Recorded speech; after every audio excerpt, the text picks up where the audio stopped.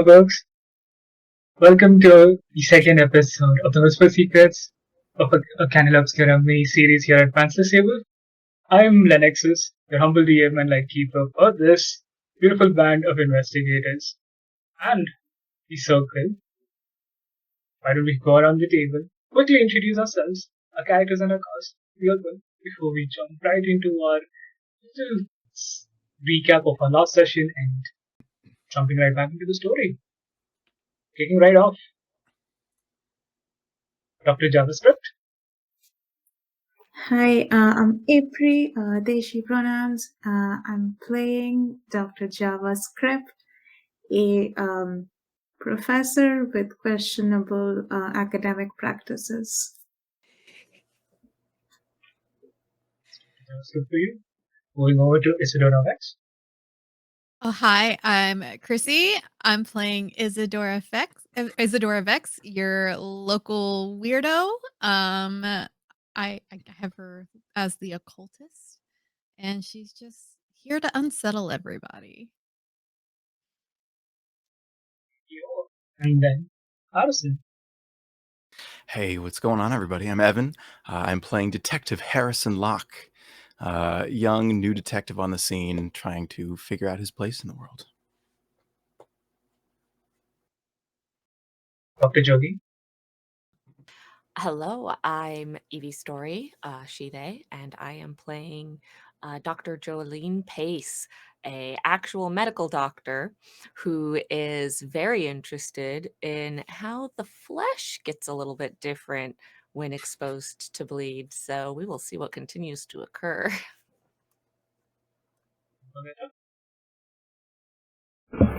Hey y'all, I'm Garnet. I will be playing Hippolyta Grove Walker, journalist, and you know I'm here, and we're about to go do some scary stuff. And I think me and Dr.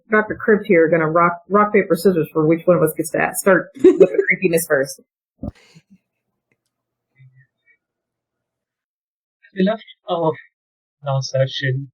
Also, very band of investigators, the circle of chaos and curiosity, and just entered the lighthouse, looking around for possible signs of life in this abandoned,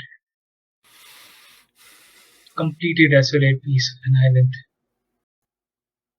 The last thing all of them heard as they stepped into this place is the sounds of a child's laughter echoing through the lighthouse as they all are looking around.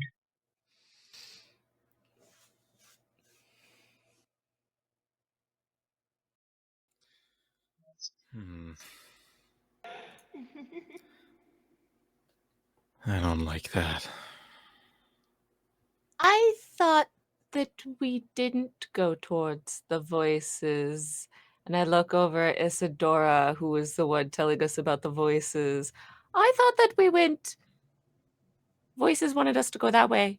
We went this way in the ship instead. What's happening? Maybe they followed us, or maybe there's more of them. Wait, there were multiples. There was like one particular one, and then there was another, and above table there was like the girl, and then she said that there were also bad people. Right? Okay. My memory is not great. Yeah, there's that might be her.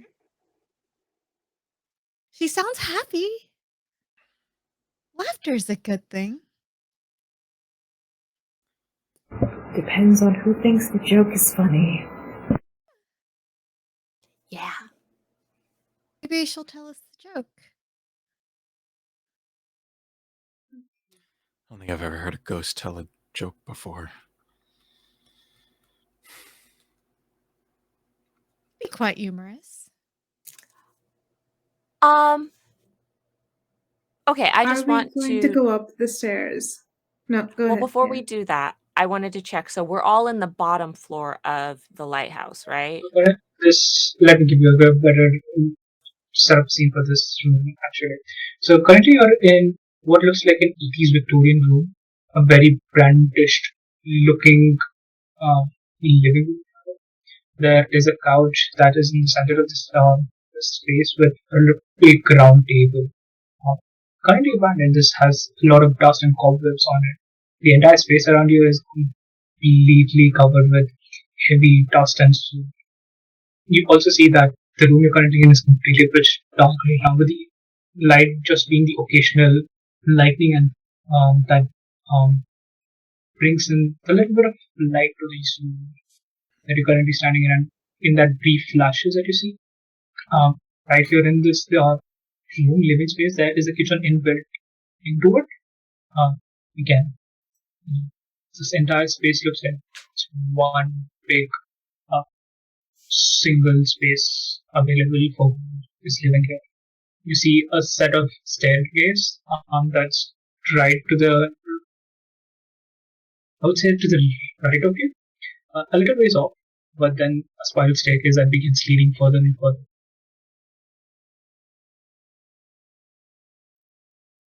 Okay. We have light. We do have that's what I was looking at. We do have like the lights from like our circle stuff. We have the phosphenes lights, handheld illuminators that produce a glow only the holder can see. So we do have those lights. I would like one. Would we have enough for like all of us to grab one? You do. You have all enough between all of you to have a moment stay silent. Okay. Cool. And this is not So- bright light. This just illuminates the space around you, just so that enough that you can navigate around. It's not a full blown out light.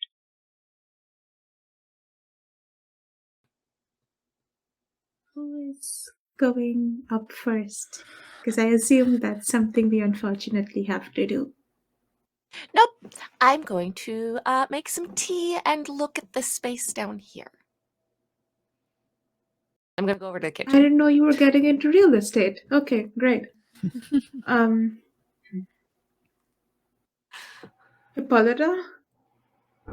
Yeah, let's go. Okay. We won't get answers to questions if we stay down here, so let's go upstairs. Don't know that. I'll go with you. Okay.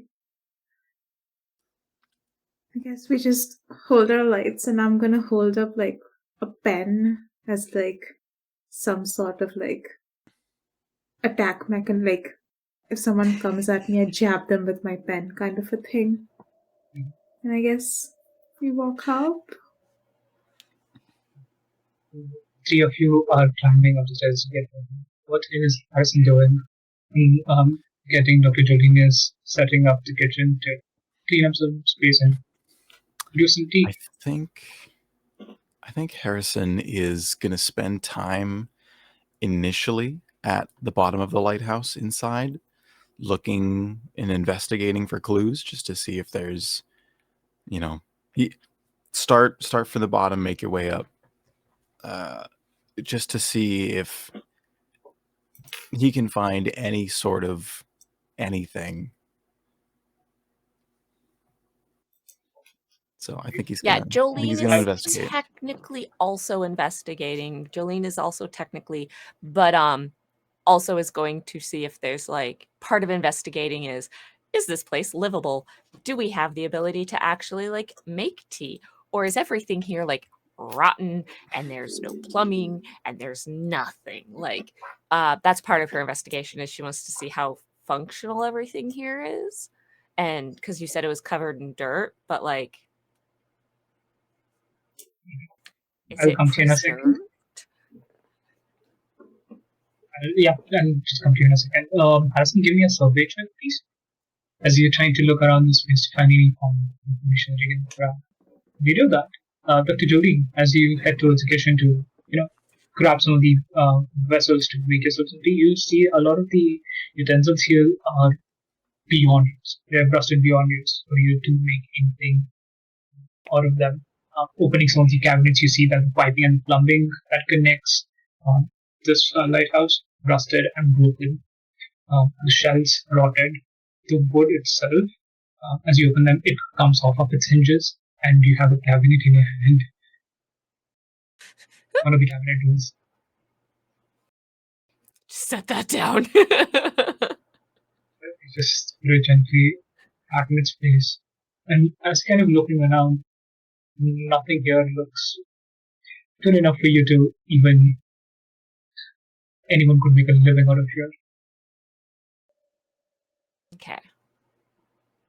I think that as I like kind of circle around and Harrison's also kind of looking around, I'm gonna eventually sort of like bump up back around to where Harrison is and be like, this place has been dead for a long time.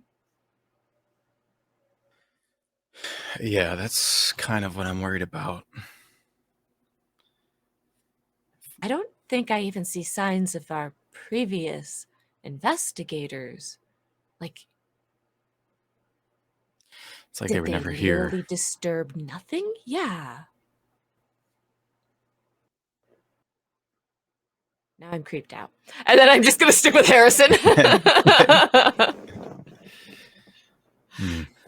As what was your survey check, Harrison? It was a survey check? What was the survey check?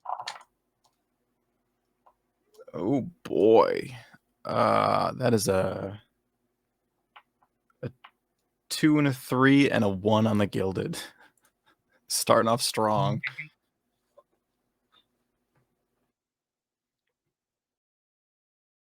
You're taking the highest. Which one are you taking? Which number are you taking?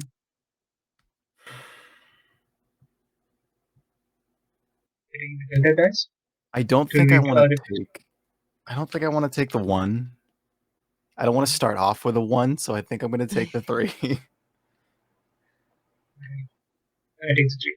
As you're kind of looking around, you do find a calendar that's dated back at least not half, like about 25 years back. The date itself on the calendar says March 1925, which is currently 25 years from the current time that you're in. It's like no one's been here for at least 25 years. That's a long time. Looking around this space, you do find one journal, but the termites cluttered, completely busted. The page is torn, Sunday. You do see some writings. It looks like a logbook of sorts for this lighthouse, which mentions all the timely repairs and the installments that were done to it. But you can't make much sense of it. You continue to move around this place before you hit one of these tables that is pressed against the wall, close to a fireplace. And there seems to be a portrait here.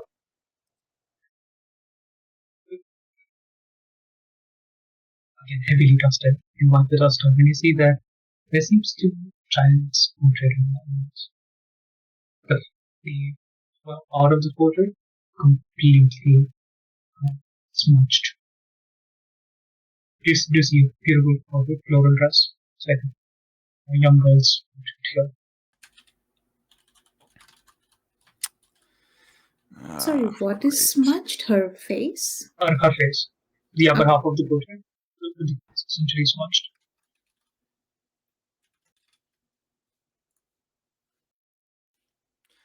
I think since I'm following Harrison and kind of looking at what Harrison's looking at, I'm going to try and use my occult researcher move, which is that I take one brain mark and ask the GM for an important occult detail that I might recognize from my studies, which has not yet been revealed in this scene. Okay. Can you tell her? Alright, what is the question? So you take a brain mark? So I can take a brain mark and I can ask you to reveal an important occult detail that has not yet been revealed from this scene. However, if there are no occult details to reveal, then I don't take the brain mark. There are no occult details here in the story that to be revealed. Okay. I stare real hard at the painting, and then I shrug my shoulders. I think that's our girl. The laughing one. I can only assume. I know I shouldn't jump to conclusions, but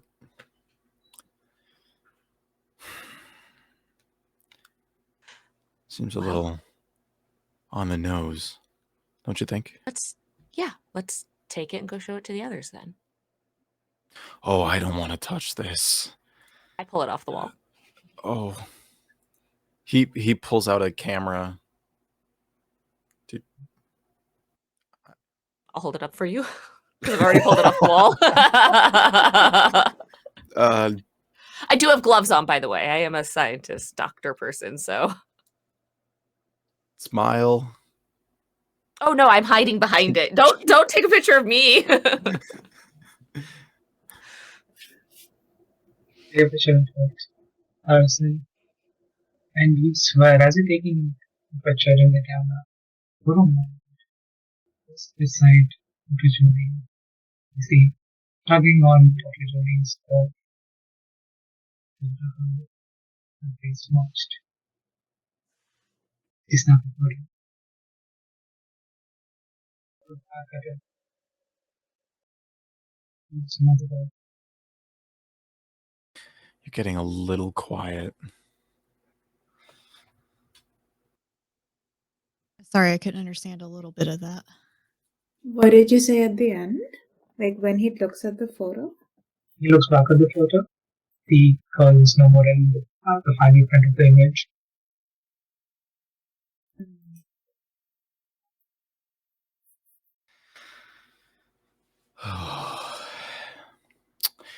I am not gonna say anything.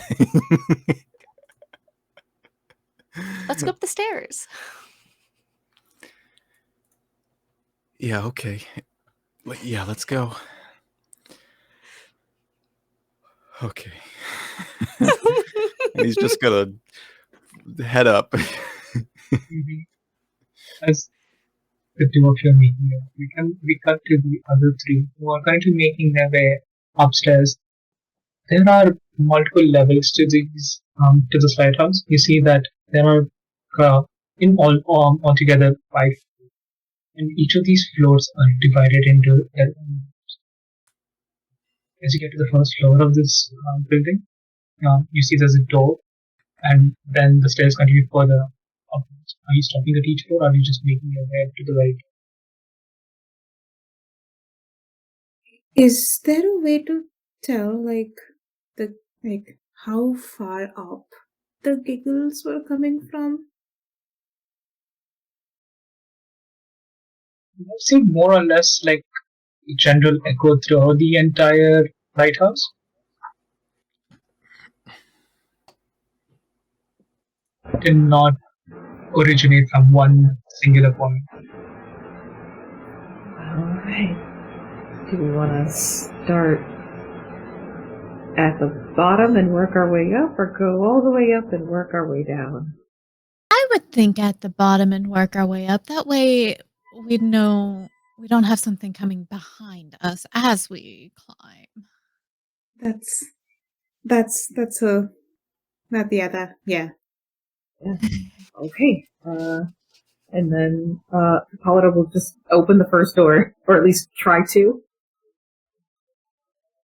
It opens with a heavy thud and a creaking sound, Hippolyta, as you push it open. Again, all these doors need maintenance. They look rotten to a point where if you apply a little too much force, they will just break in half. But gently pushing it aside, you see that you arrived in a master bedroom. Seems like a very beautiful, lavish bedroom for a couple.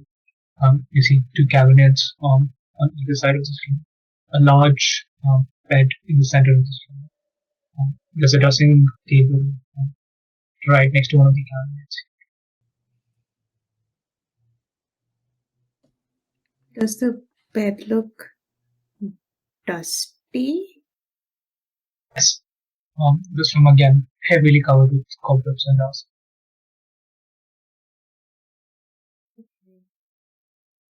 Um, can I just like I'm following behind Hippolyta, and can I just like real quick like start like do like quick like shuffle through of the cabinet? Like, are there like I don't know papers, anything, any like I don't anything to like tell me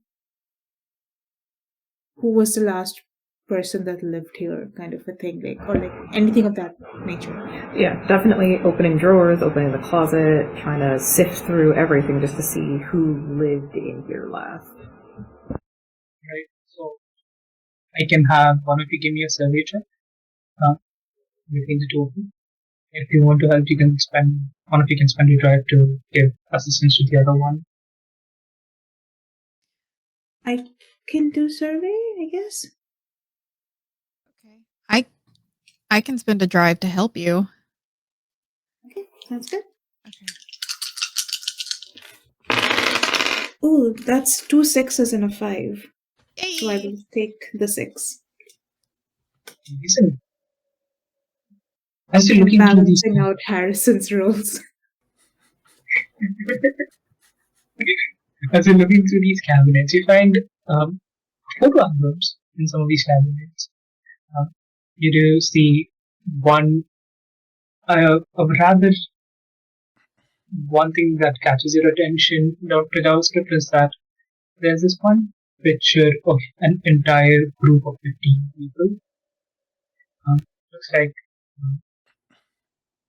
this was an entire circle here who was sent out, not just a circle, but uh, collection of scientists, engineers, laborers, and all sorts of people captured in this one moment here, standing uh, in front of what looks like a signboard that says Ultima Linea.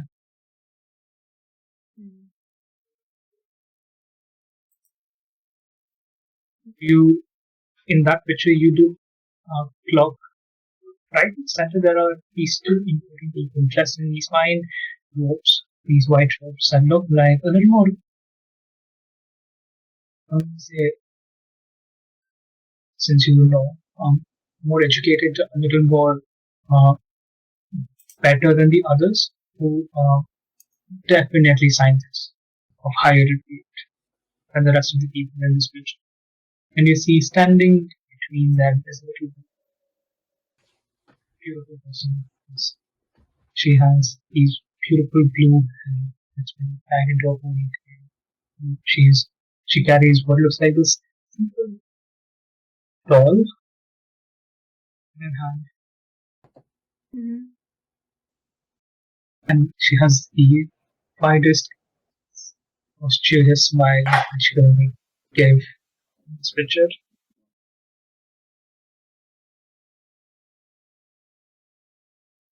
The daughter of 2 academics. No wonder she's tortured. Is there a way to like I'm not speaking from personal experience, I promise.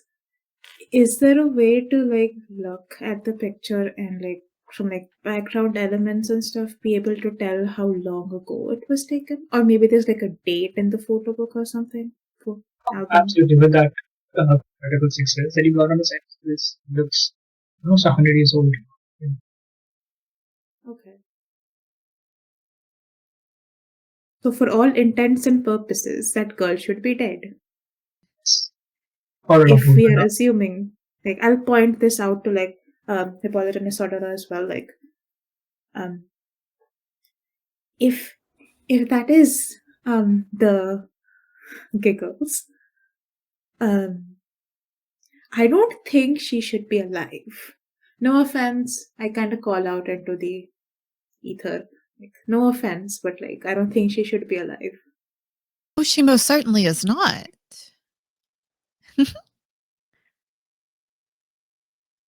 Okay. Okay. I'm gonna take out like that one picture and just, I don't know, like kind of. Did you say that we could tell that there was a circle in this picture as well?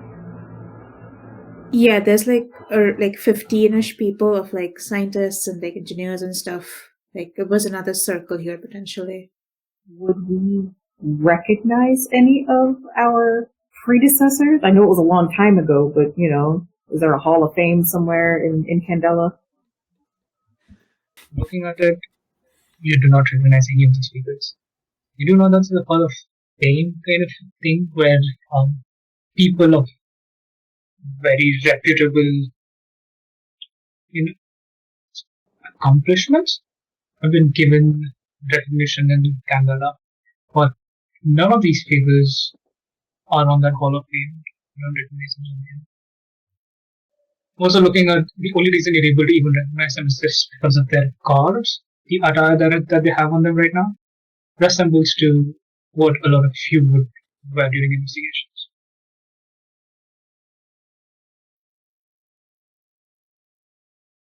Okay. I will tuck the photo into like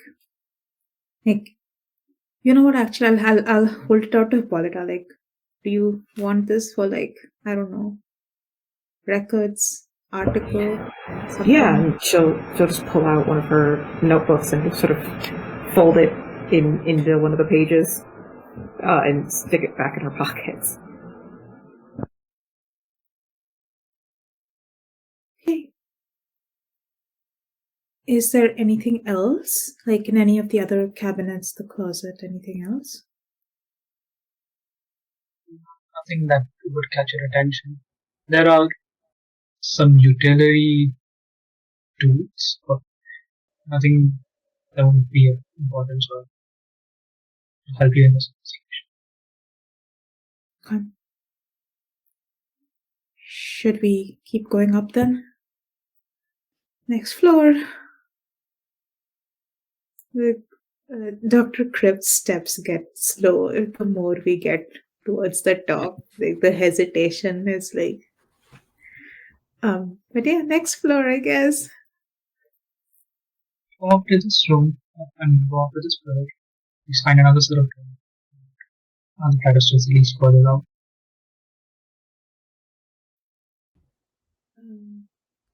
When I went into the last one first, so yeah. Even before you get to this floor, you all hear very succinctly the running of water coming from this.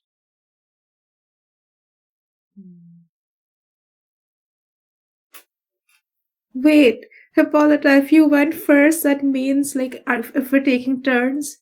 Oh, okay. I won't have to do the last one. Okay. We're good. It's fine. I can just do this one and be done with it. The two of you have to deal with the ones on top. I'm good. Never mind. I just did my math. You know what? Great. Dr. Crypt is so scared. It's okay. Desperation makes us do things that we don't want to. You know the truth. I will gently knock on the door like twice and then open it. We're coming in. If you're taking a bath or something, just let us know. We'll close our eyes. And I open the door. Open the door.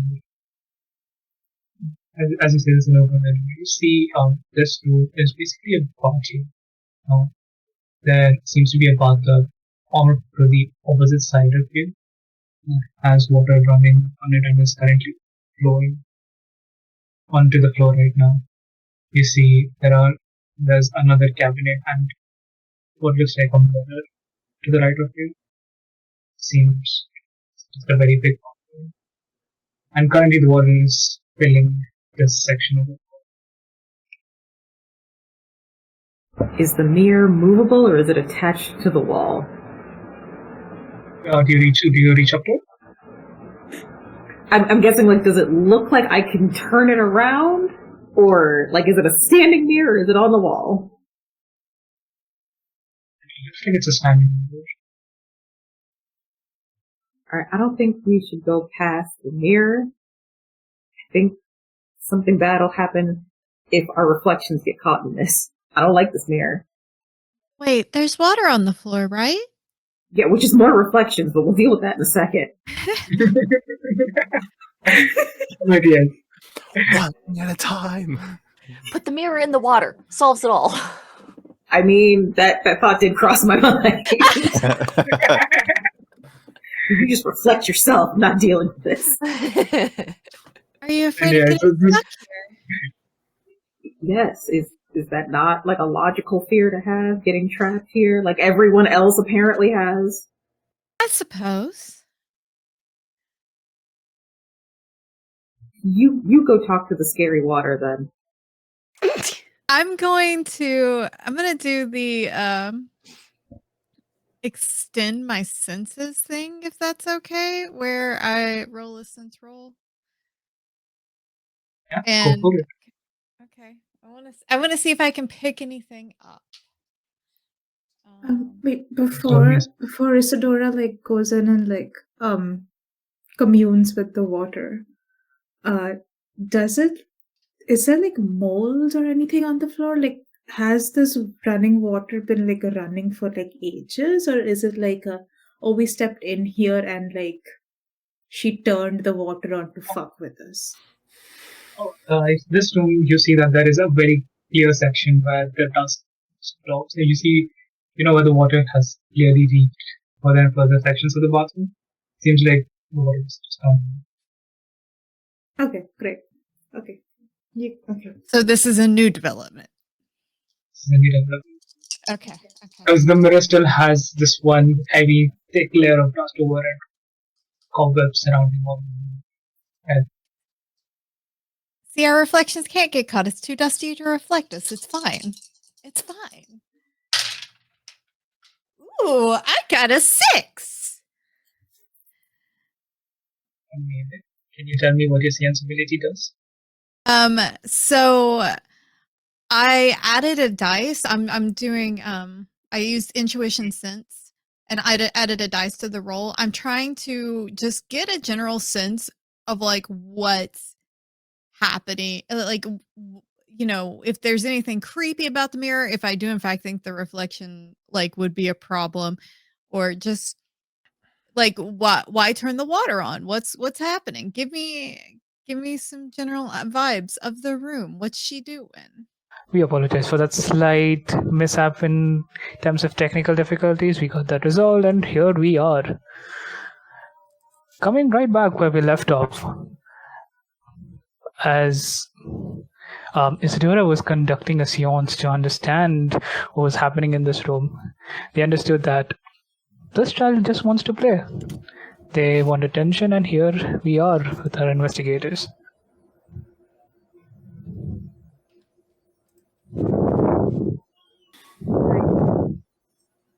I think she's lonely. You told us that she wanted to play, right? Yes. She just wants attention. She just wants to play. That's what Isadora got from her seance.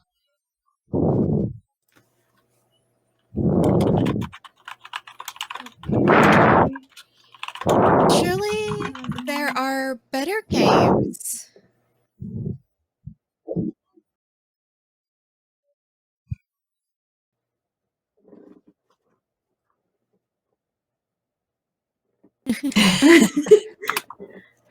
The ghosts are haunting us.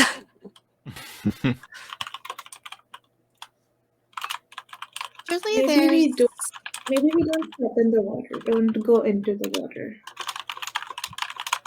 Oh, it is a little messy. Do you not have blocks or anything? Or a book we could read to you?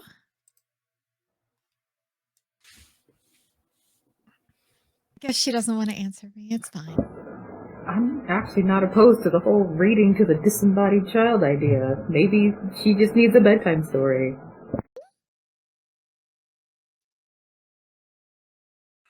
Okay. When did we become stand-in parents for like a ghost child? But I guess we can read you a book. That's not like a terrible, but that's not a bad handoff. Like, if that's all she needs to help her, go back to her eternal slumber or crossover or whatever it is she needs to do. She just needs a bedtime story. I think we can handle that. Okay.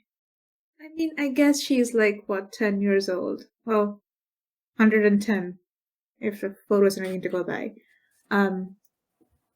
But I'm sure she'll be more receptive to, like, stories than, like, a first-year undergrad student. So that's, yeah, sure, I guess. You can do that.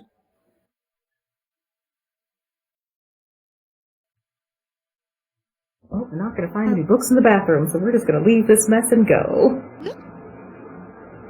Is there anything in the bathtub other than, like, the overflowing water? None of you have gotten close to it to investigate it. I'll get close So to far, it. all of you have done is stay at the door and inspect it from Wait. here. Wait. I don't want Isadora to, like, step into the water, though. Can I, like... This might be a bad idea. Can I hoist her up so she's closer to, like, look at the bathtub, but she's not actually stepping in the water? If you're okay with that, of course. Like, Oh, yes. You do Yeah, like, realize you- that the like- bathtub is all the way on the other side of this thing. You'll have to walk into the bathroom, get a little further in, and then you might be able to hoist Isadora up so that they can get a better look at it.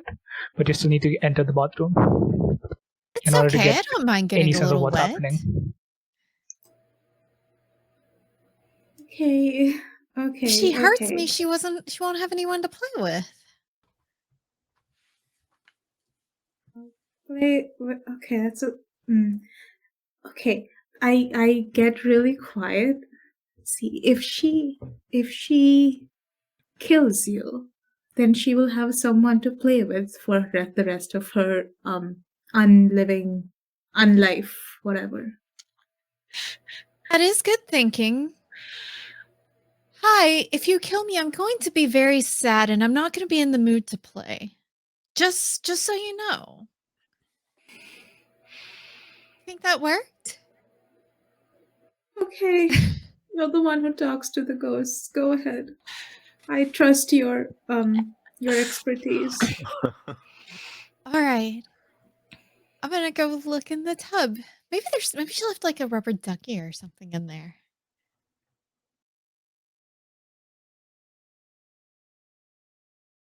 Okay. Are there any dry spots in the bathroom that like I don't want to leave Isadora Yeah, in there alone, s- but I don't want to step in the water. So if there's like a dry spot that's like, I don't know, like next to the door or something, I will just kind of like stand in a corner. There's a 10 feet perimeter in front of you that's completely dry. The water hasn't reached all the way to the other side of the room yet, but it soon will. I will just like kind of tiptoe stand at the corner just so like Isadora isn't going in alone. Isadora, you're venturing further into the bathroom? Yes. Wonderful. So you step closer and closer until you reach all the way to the bathtub. You still see that the water here is running just fervently, filling up this bathtub. Just kind of take a look into it, take a peek in. All you see is this murky water covered with, at the base of this bathtub, you see this thick, heavy layer of moss that's built up. Looking into the water itself, there's just this brief moment where you just don't see yourself. You see a familiar face. A face that you're sure is back home, resting, well taken care of. You see the face of your dear friend Tristan, except that their face and their body is heavily mutated by the bleed. to the point where it's almost unrecognizable to you. The only telltale sign that this is Tristan is that very familiar amulet that they wear around their neck. The amulet that you gave them as a gift that they still hold on to. Oh, no. You said the water's still running. I'm gonna reach over and turn it off and just like kind of splash my hand through the water to like try and dissipate that reflection. You all see Isidora just splash the water across, and the reflection disappears. Okay. All right. Now that's taken care of. This is a mess, but it's not really our mess to clean up. This water's kind of dirty too. I don't know that I want to put my hand in there to unplug it, so maybe we just leave it. Yeah? Are you okay? Yes. The water's just very dirty, and I was just making sure that there was nothing untoward in there that really needed to be pulled out. And I think it's just moss and murk, and I'm fine.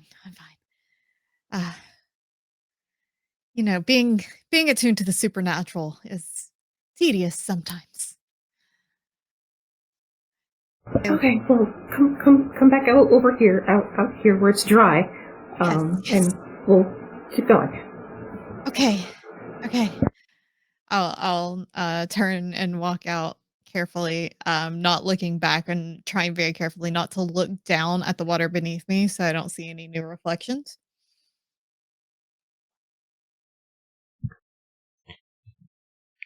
You reach back to the others, careful enough to not look at any of the other reflections. Do you turn off the tap? Or do you continue to leave the water flowing?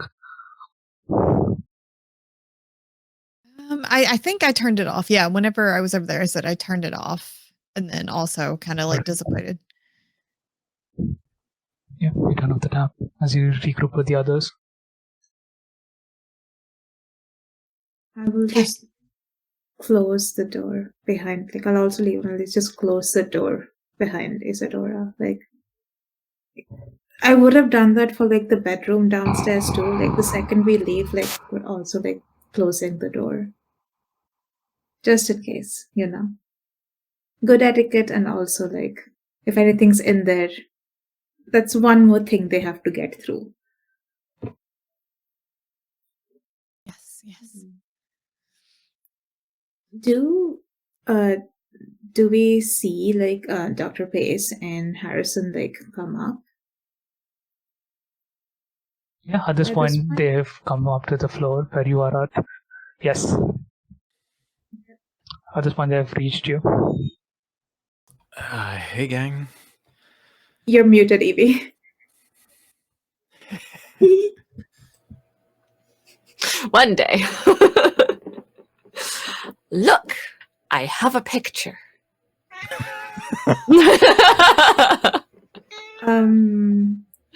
Okay. Harrison thinks it is the person. Oh, I have a feeling we also found a picture, and I pointed at Hippolyta. Oh, yeah.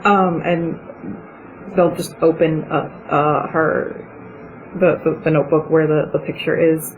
And then I guess try to compare, see if the portrait looks like anyone in the picture, even though it's oh, what? Did you touch it? Why does your face look like that? No, we found it like that. It was already smudged. I don't know what happened. I didn't touch it. I was honestly just going to take a picture of it. I didn't touch it. Well, thank you. But why did you bring it all the way up here? Why are you I picked it up off the wall before Harrison pulled out his camera. I forgot that Harrison had a camera, so since I had it, I figured I'd bring it anyway. It's easier than trying to get the wire back on the hook on the wall. Yep. You have to center it. It's a whole thing. Mm-hmm. Yeah, I'm sure the giggles will get worse if the portrait is crooked.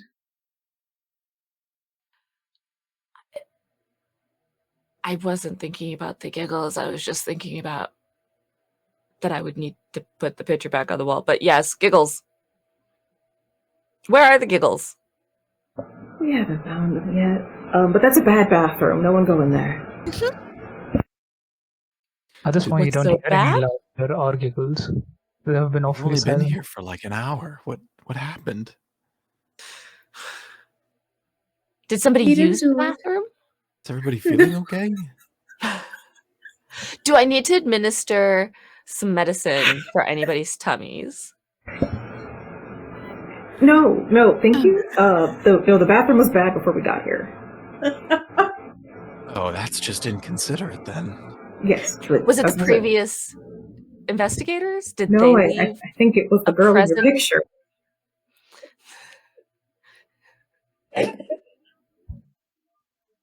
He'll take out The his girl notebook left a and present? write a very odd select few entries and close it. Yes. Wait. We're just gonna go up. Everything's so old here. Why is it? It shouldn't be fresh enough to cause a problem.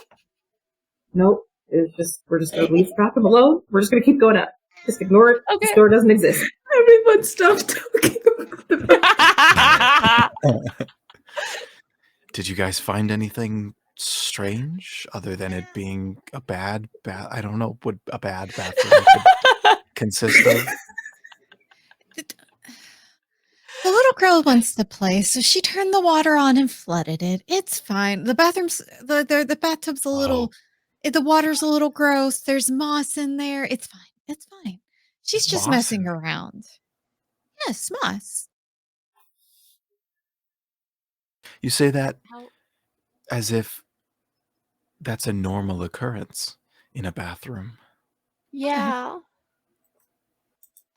I don't know. That's not- Maybe she wants I to mean, be I a know the dog idea witch. of changing out your bath towels, your bath mats for moss is a very smart thing to do going forward, but I didn't know that was a thing so long ago. Maybe she's ahead of her time.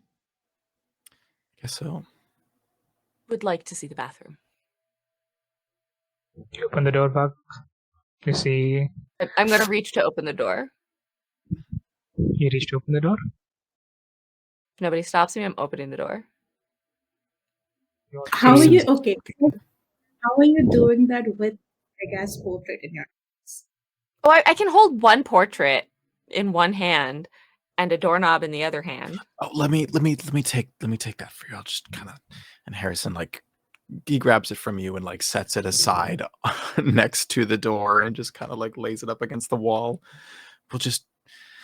We'll keep that there for now. The water leaks out. Well, I'll move it. Harrison does that. No one stops you. So you open the door. And Dr. Jolene, the moment you step in, you see that partway through this bathroom, there's just this heavy section of water that's overpoured and flooded this bathroom. The rest of the one that's closer to you, the section that's closer to you, still has this heavy layer of dust and soot here. Off to the right of you, there seems to be a wash basin and a mirror on the wall. Simple wash basin and a cabinet set up. So the water is not currently flowing. The water is currently not flowing. And the bathtub itself is full. Yep, up to the brim. And there's a puddle on the ground. There is a puddle on the ground. And it's evident that this has been this way for a while. For quite some time now. For a little while at least.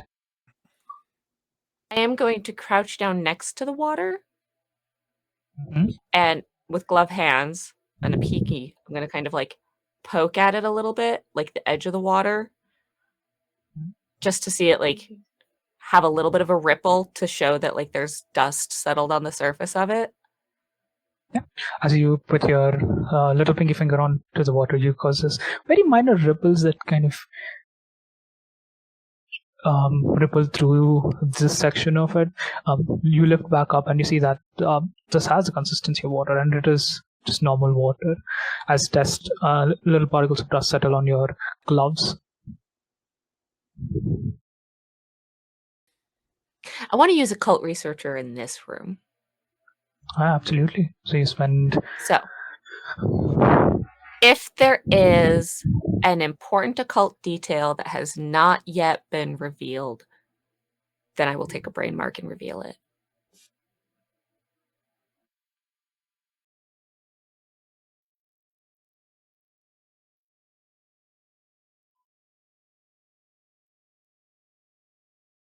So, if there is something to reveal here, I would like to do what it takes to reveal it. As you take, you take that brain mark. Your entire body jogs to your right. Your attention shifts to the mirror on the wall. That again is currently heavily obscured with dust.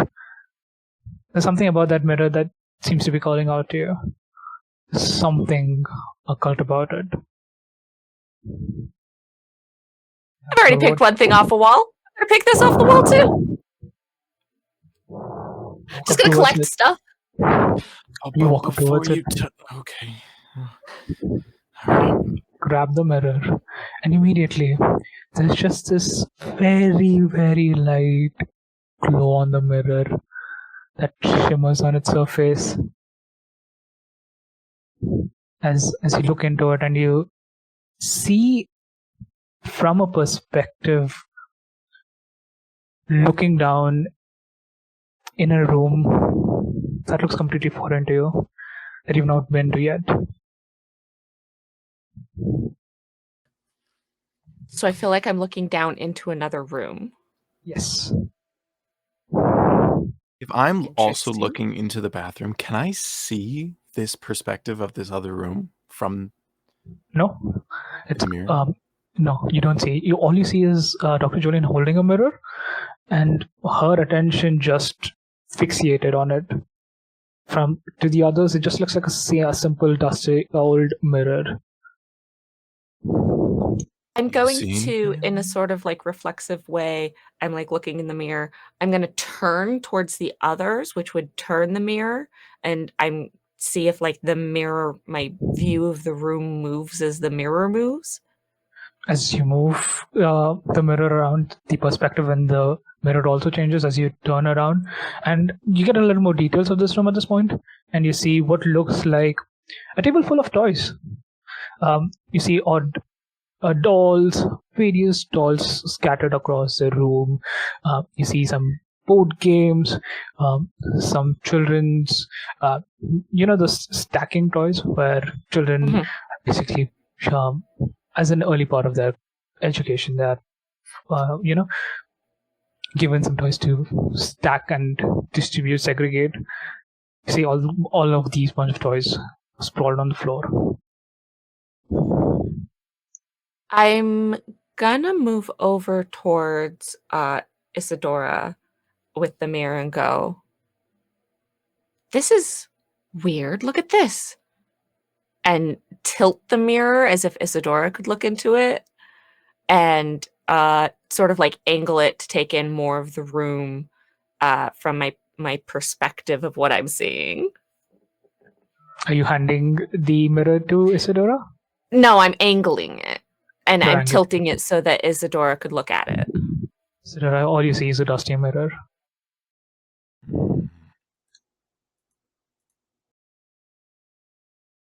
I think you're muted. I don't see anything. You don't see the child's playroom? Well, not at the moment. This is. I mean, she did kind of turn it into a playroom with the puddle in the bathtub, but I'm going to use like the cuff of my sleeve and try and wipe some of the dust on the mirror, thinking that that's making it hard to see. Does that change anything for them? That does not change anything for them. As you kind of do touch the mirror, you see the region where you're dusting it off glows a little more fervently. The glow on the mirror just a little brighter in that section before you take it off and it's gone. The vision that I see is gone now? Yes. Now it's just a mirror. It's just a mirror. Oh, wait. Oh, I broke it. Oh. Dang it. And I think that as I turn to Isadora to be like, oh, this was so cool. I saw a thing. You can see that a blood vessel has burst in my eye as I've taken a brain damage from what I just saw. Doctor.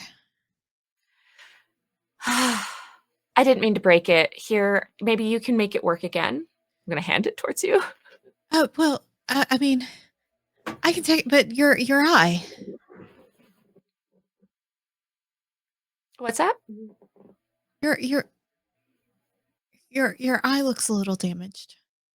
Are you okay? I feel okay.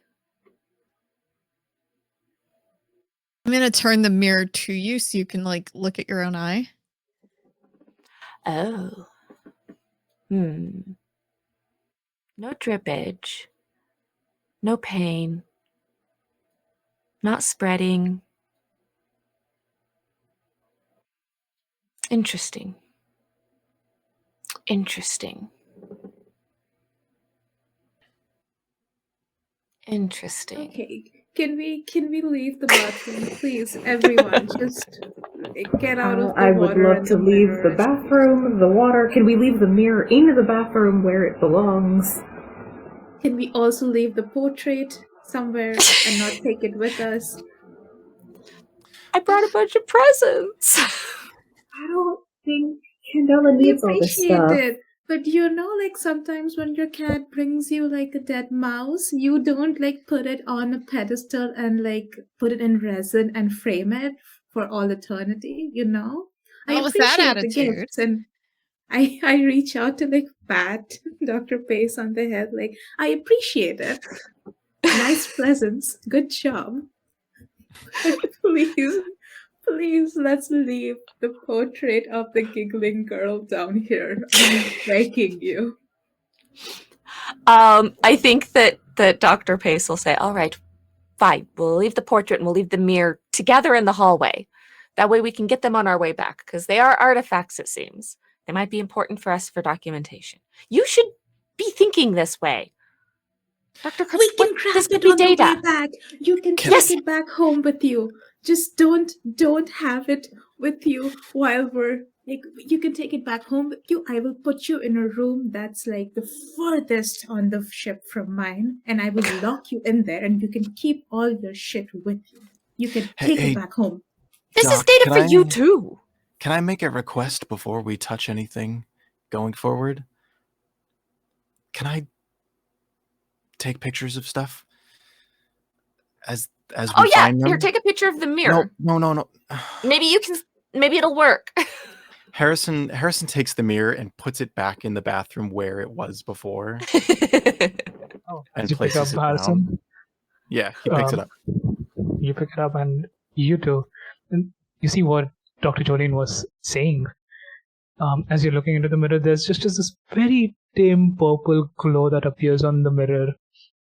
As you're looking through it, you see this perspective of looking from above into a room, and you see this room filled with toys. Can I stick my hand in it? Ooh. You're sticking your hand into it, but it's a hard surface glass. The moment you touch it, the spot where you tried putting your hand on glows ever so brightly for a moment before the mirror goes dark. Interesting. And he places it back, and he's going to go to the entrance of the bathroom and just take a couple of photos as everything is. He's going to take out his notebook and write some notes. Oh, that's right. I am so sorry. You want to document the things beforehand because of the whole investigation, like crime situation. That is like, it is technically my job within Candela. So after I'm done documenting, then as long as you don't break anything, you can do whatever you want, I guess. I'm sorry. Maybe I not. forgot Maybe the not thought anything was... you want. Within, you know what I mean. It's fine. It's okay. Got it. Before Close the door. Go ahead. This is Isabella. Hippolyta just puts a hand on Harrison's shoulder, and then if there are no objections, it's just gonna head on up, because we don't have any other option. Before we head up, like, can I just really quickly, like, turn the boat, like, we close the bathroom door, right? Can I also really quickly just turn the portrait around so that the portrait is, like, facing the wall? So, like, if it's like a ring girl situation where, like, she crawls out of the portrait, she goes, like, face first into the wall and not directly. You absolutely can. I mean, I can go and hang it back up where it was if you want. No. We're good. Like, just Okay. let's That just would require get this you over with. back downstairs by yourself. Absolutely not. It's cardio. It's okay. All right. I'll leave it be. Okay. We go. Up we go. Up we go. As There's you more all, people here, which means I don't have to open any more doors at all. Okay, this is fantastic. Let's go. as that realization dawns on you, Dr. JavaScript, you walk up the stairs with the rest of the group and make to this third layer, the third floor of this lighthouse. And this one does not have a door; it just opens up into a big space instead, where you see this happens to be a games room, where you see toys. Are they the same toys I saw in the mirror? Very much so, Dr. Jolene. Toys and board games, all sorts of knickknacks that a child would be entertained with are in this room. Jolene points and goes, "That's what I saw." I saw that too. You saw it? I did. A detail that you would all notice is that this room is not dusty like all of the other rooms. Okay, oh fuck. She's here. She was trying to show us that she was here. I told you she wants to play. Your pictures, Harrison. Make sure you get your pictures. Yeah. He starts clicking away. You know. You start clicking away, Harrison. Can you please roll me? Uh-oh. Survey? I would like you to roll me a sense check, please. Sense check. Oh. Okay. Oh no. What's the rule if you don't have anything? Is that you roll 2 and you take the lowest? 2 and take the lowest. You take, you roll 2 and take the lower. No. What did you do? Come on. So how do we feel about the number 1? Gosh, dang it. How do we feel about it? Can we get you different dice? Your dice are not nice. These are the official Candela dice from. Well, that's your problem. And it's fucking from- you over. Yeah, They were a gift from the Darrington Press people. So, that's Oh, your no. problem. I guess so. You're putting your energy into it and it's not helping. I guess so. The Harrison buddy. energy is not helping today. Yeah. Harrison, as you're taking these pictures, there comes a moment where you are taking a picture of this very beautiful looking capybara stuffed taxidermy doll, essentially. And the moment you snap a picture of it, all you see is a hand reaching into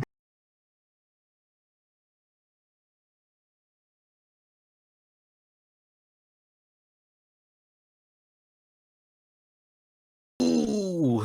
I do want you to take a brain mark as well. As something in that moment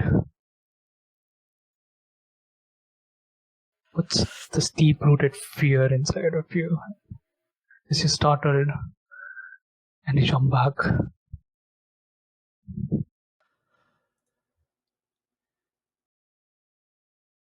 I think as this happens, he takes the photo and the camera breaks and he throws himself back. He's on the ground and he has a revolver that he pulls from beneath his coat, aimed with the hammer clicked back, aimed at the capybara, and he's breathing heavily.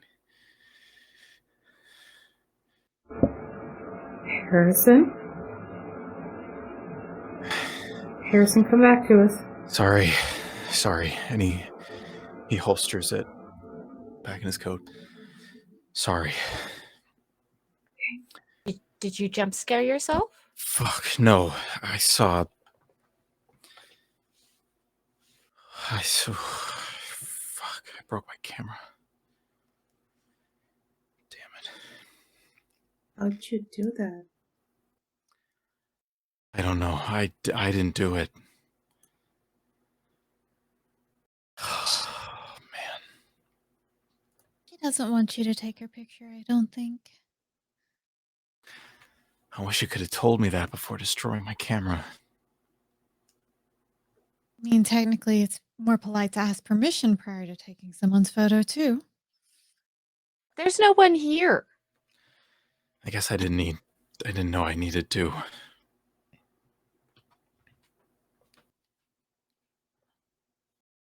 Okay. I think she would disagree, Dr. Pace. She's here. Where is she? Perhaps she's playing hide and seek. Can you find her? Hello? You wanted to play? We're here. I hope you know what you're doing. No. That's okay, right?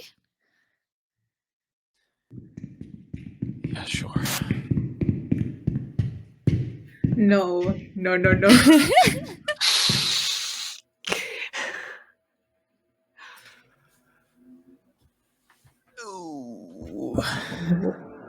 Hippolyta whirls around looking for the source of that sound.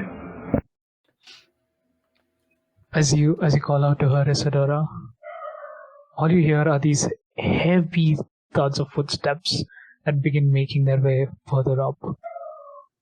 Moving right past you. You felt a presence.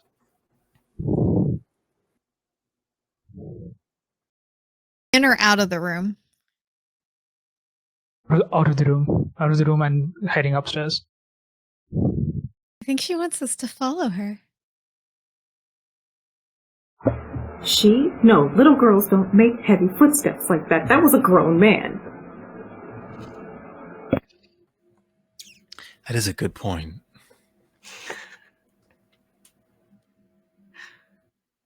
All right, let's take a second and consider something. We know that the last people who came here said, "It's alive." We have yet to determine what is even alive here. But this room is the least dusty we've come upon. And the thing in this room that's the most organic is that capybara that you were pointing your camera at. I didn't even know they had capybaras in this section of the world.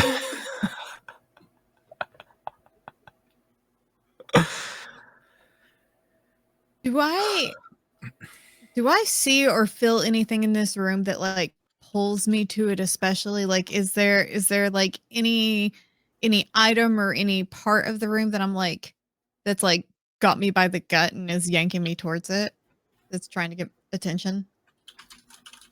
Give me a sense roll, please. Okay. I think I would like to spend a drive to add a die to that. Amazing. All right, you're assisting Isadora. Right? Yes. Go for it, Yes. please. Oh, I got. Oh, okay, so I ended up rolling 4 dice total, and that's 3 2s and a 6. So we got to 6. We got to 6. You might have saved us. You get a 6. Amazing. Nice. Beautiful. As you're kind of looking into the room, there are 2 things that immediately catch your attention. Seems like these 2 toys have been used more frequently and more recently, and that is what catches your attention. One of them being the capybara that Harrison was trying to catch a picture of. You see another, what looks like a simple board game, a puzzle of sorts, that rearranges itself into the image of a lighthouse. It's incomplete at the moment. Do you think this board game? There's something about it. Do you think maybe she wants us to finish it? Hold on. Quick question. This is like just a world question. Absolutely, go I for it. don't know when Jumanji would have happened. I don't know what the was just gonna say that. Is that a thing that is like, would have happened in our world? That like maybe potentially we No, not really. Jumanji would not have happened here. Okay, then I will not use the specific word Jumanji. I'm gonna say like if there is something about that, maybe completing it could also do bad things. It is the lighthouse.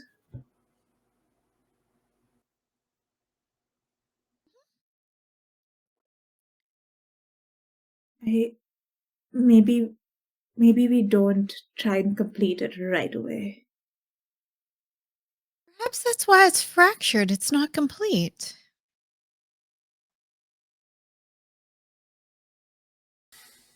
There's a pained look on Hippolyta's face because that makes a lot of sense, but she also doesn't want to complete it.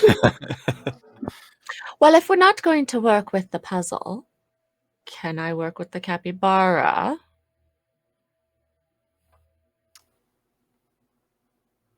What does that mean? Hold on, before you go cutting open the already taxidermied capybara.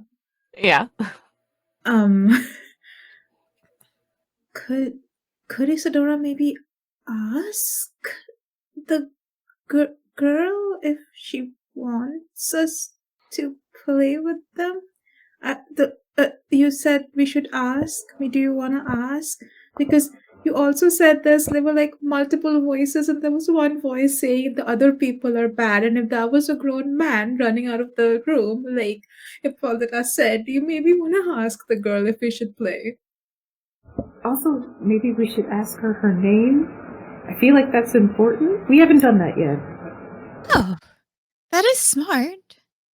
Okay. Hello. What's your name? Can you write it for us on something? As you speak out these words, Isadora, None but you hear in a hushed whisper, Emily. Well, that's a very pretty name, Emily. Do you want us to finish the puzzle? As you mention the puzzle, you see one of the pieces move ever so slightly I think that's a towards you. yes. What about the capybara? Was that your favorite?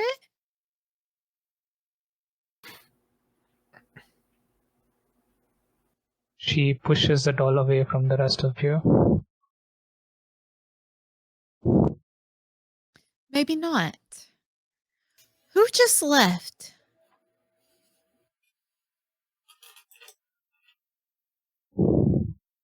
No response. He doesn't want to talk about it.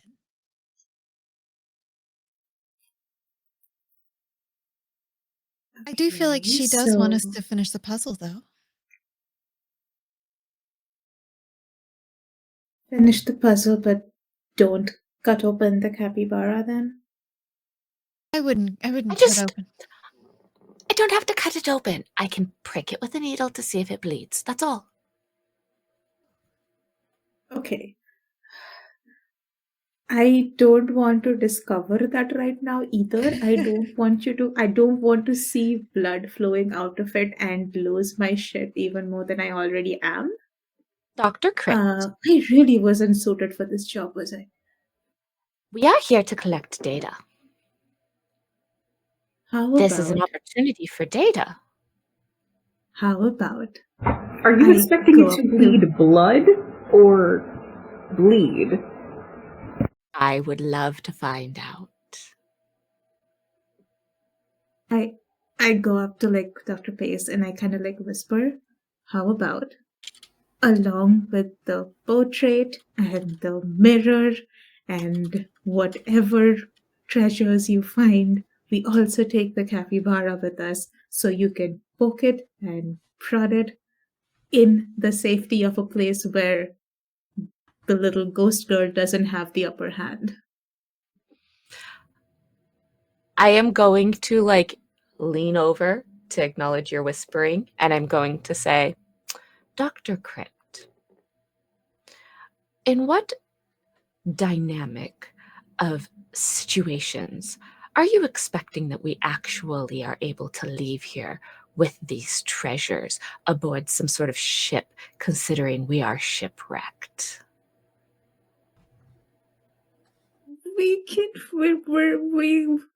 Hey, if we fix the lighthouse, if we fix it, we can light it up and make it do what a lighthouse does. And then maybe someone will be like, oh, holy shit, that fucking lighthouse hasn't been on in like 70,000 years, and maybe they'll come and find us. And if we I don't kind of- leave here anyways, what is the point of your experiments? I kind of turn and look at you and I go, lighthouses keep people away. No, yes, yeah, But And the point of the experiments is that we get the knowledge now so that we can continue to use it moving forward.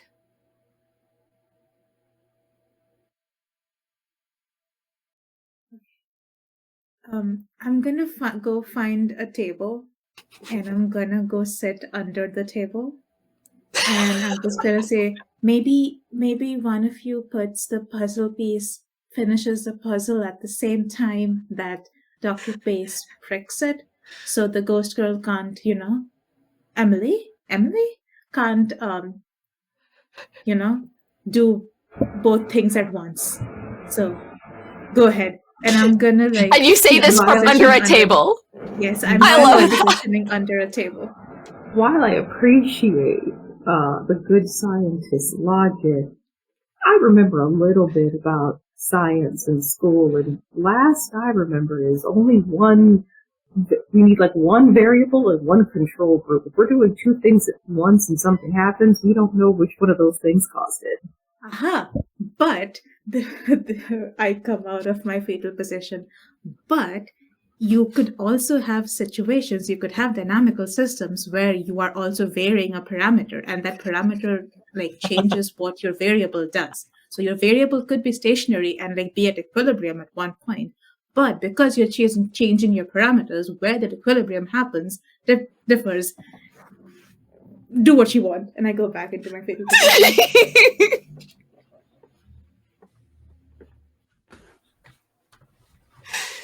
In real life, that made me so happy.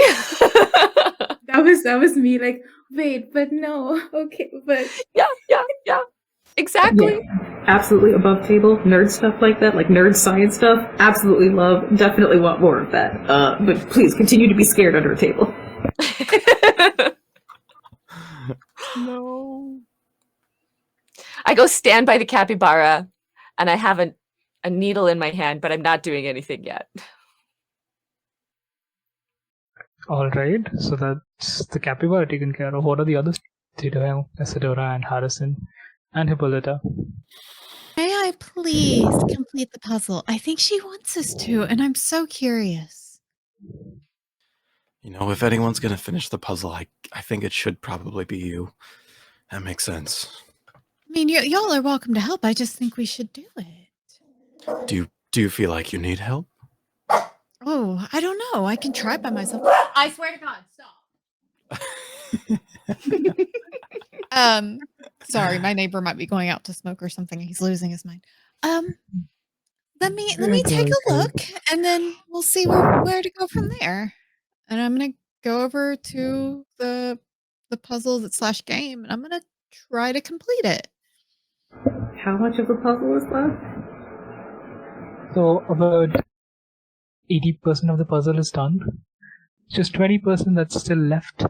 As you're kind of looking at it, it almost depicts the scene of a very familiar scene of you all walking towards the lighthouse, where you were just stranded, shipwrecked, and it shows you that vision / perspective through the lighthouse, where you see off to the left, to the left of the puzzle is where you saw those two crooked-looking stones with the bell hinged between it, and a pathway that led all the way towards the lighthouse.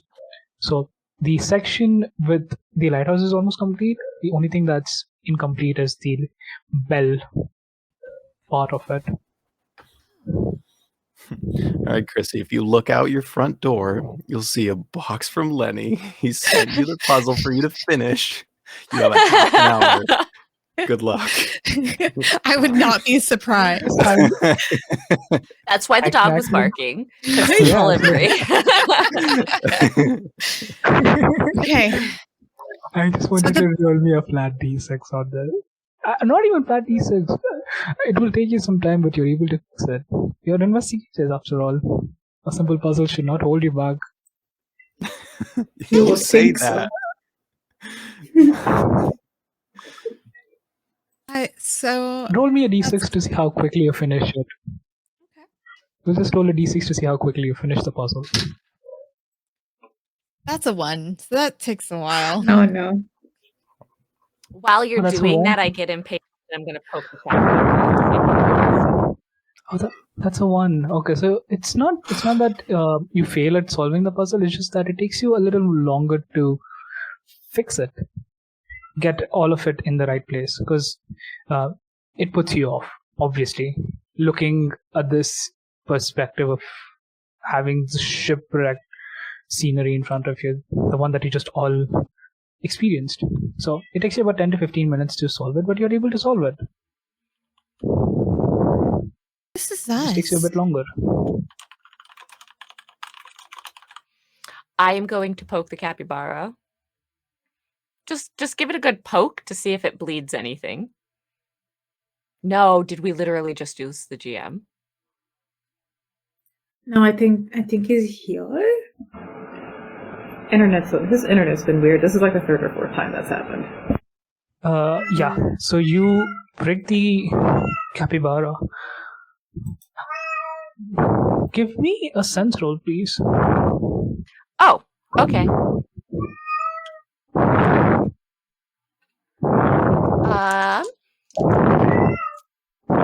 I get 1 dice. Do I want to make it 2?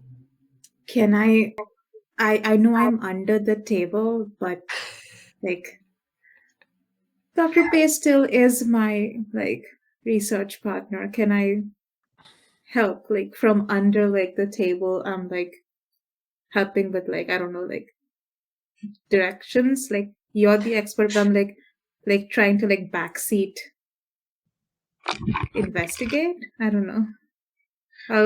I'll spend a drive to like give you a dice Okay. back. Remember, you're spending the drive in that same role that you're applying. So, in this case, it would be an intuition drive. Yep. All right, Yes. absolutely. All right, I got a 5 and a 4, so we got the 5. You got the 5. All right. You bring the capybara, and immediately there's this wave of shudder that runs to the back of your spine, as though you've done something really wrong. You look around you, hoping for something to break, but nothing really happens. You wait and you wait. You look at the capybara, thinking that it would bleed blood, but it does not. And it's at this point you all hear a loud gong of a bell ringing. Tung, tung, tung. Is it the bell from the outside? The one that I licked? Is that the one by the coast? That one? Or is it the one in the puzzle?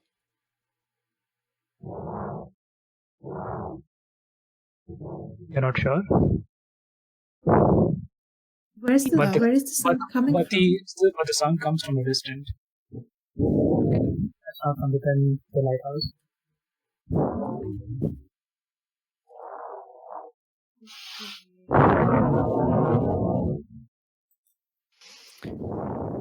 It's possible that that is a response to this, but it's a little unclear. Should I do it again? I think I should. I don't think You've she done wanted it us once. messing with this thing, and you've stabbed it now. So I'm gonna say no. Just a little poke. Yeah, but she definitely pushed it away from us when we asked her about it. So I don't think we should Not mess gonna with keep it anymore. Still there. And I don't like the fact that this puzzle is of something that happened maybe an hour ago. That's a little unsettling. You've poked it once. How about you let that satiate your curiosity for like 5 more minutes while Isadora finishes the puzzle? You know, I'll give you like 1 opportunity to like poke and prod at it like every 5 minutes. Well, I'm wondering if next time I should attempt to draw blood as opposed to just poke it. Like I can set up a whole syringe and like see if there's something in there. Sure. I can even, if you want, I can even try like licking some of it. You can like draw it and put it on my tongue. We'll figure out what it is. How does that sound? I'm really not a fan of this weird licking thing that you want to do, but Okay, listen. You're a doctor. Like when you want to figure something out, don't you like just put it in your mouth? no. No, that's how you get diseases. Have you never been in a chemistry lab where like, you know, you have to figure out what the salt is and you just put it in your mouth? Just shock face. And I just have to leave. I just have to leave. This might be why I can't taste food anymore. That makes sense. I just I have to go back. leave. I actually like exit the room. I've left the capybara. I have exited the room. Are I'm there, going We back found into a good fetal way to position. break. Go ahead. Good. while they're doing this, while this nonsense of the brilliant minds we've brought is happening, are there windows in this playroom? Not in this playroom. But There's you do no notice- windows in the playroom? Not in this room, but there's one window that you see upstairs, right above you. But before that happens, Isadora, you feel a tug on your pant.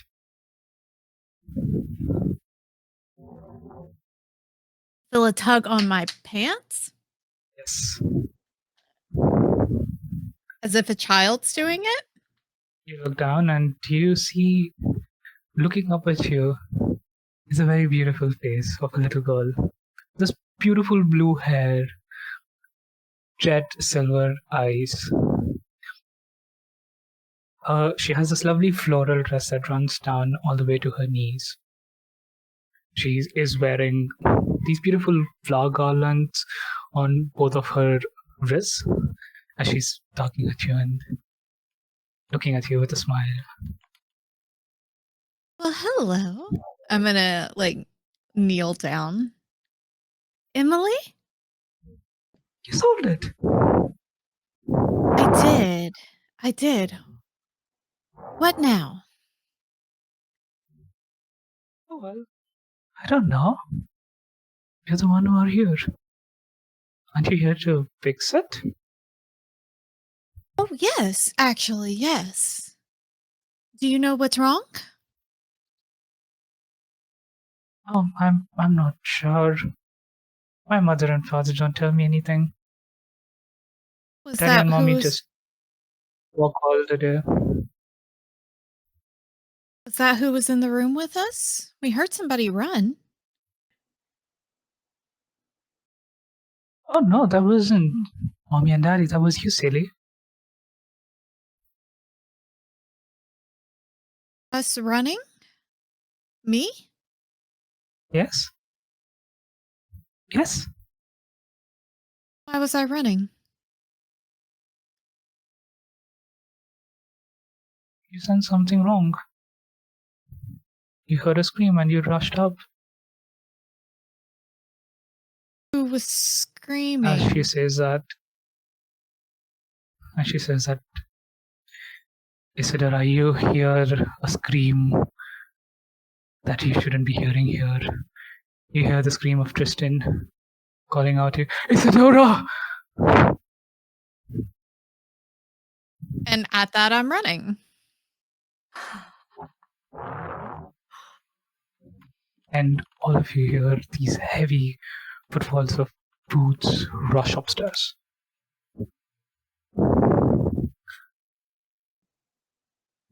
You all come. Isadora, since you're the first one to. Yes. Do we also hear this scream? No, none of you hear the scream. So they saw Isadora have a conversation with You all see a themselves. little girl. You all see a little girl. Oh! Oh, good. Not Okay. just Isadora. It's all of you who see a little girl. Do we hear her too? Yes, you all hear a I little don't. girl. I'm in the hall. Oh shit. Okay. So you guys have a little girl. I went in the hallway, but I hear conversation, and then when I maybe start to come back, I see Isadora burst out the hallway and run for presumably no reason. Yeah, presumably for no reason. And they seem to be heading upstairs. All right, I'll be following that. Clearly in a state of panic. Mhm. The little girl looks at the rest of you. Well, and she just walks outside, and at this point, Dr. Jordan, you see a little girl walk outside of this room and begin walking up the stairs. No, I immediately chased after yeah. Isadora. Sorry, yeah, like I saw Isadora run, I'd be like, what? And I'd immediately run after. And you would see the girl following behind you, you hear footsteps behind. behind you. Yeah. You turn behind and you see a little girl following up the stairs. Just behind you.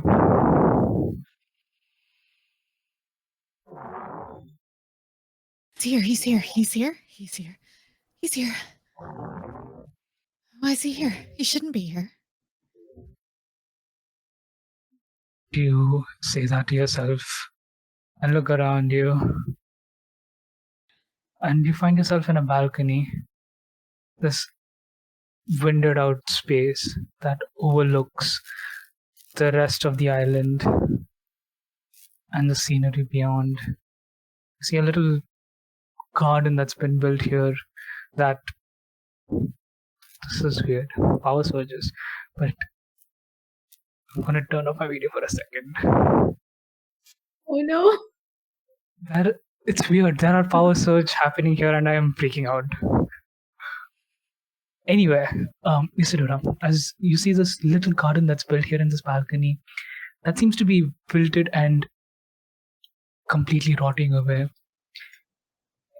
You see at the edge of one of these gardens is a single blooming flower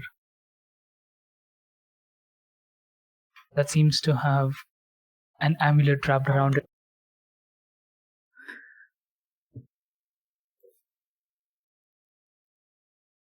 It shouldn't. Why is that here? He wasn't here. He didn't come here.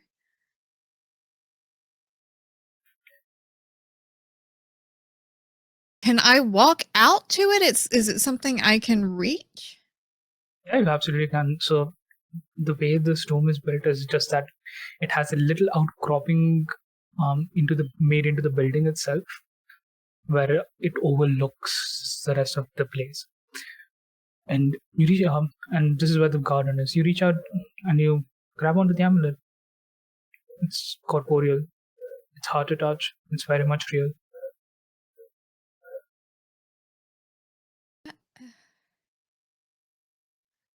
Do I know that Dr. Pace came up behind me? Have I noticed that? Are they close enough? I would be very close to you because I saw your distress and stuff, and I would have been like, what's happening? And so I would have come up behind you. I would have not necessarily the shock of a lot of these things has slowed me, but I am right by you. And I may have reached out to touch you to let you know I'm there. Do you see? Is it real? Do I see an amulet? I see. Yeah, I reach down and I run a finger over the amulet to confirm that it is actually materially solid for myself as well, and do that so that you can see that I am touching and interacting with it. It shouldn't be here.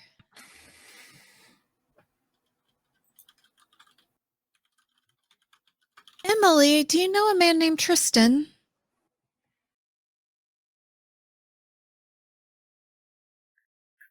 Tristan?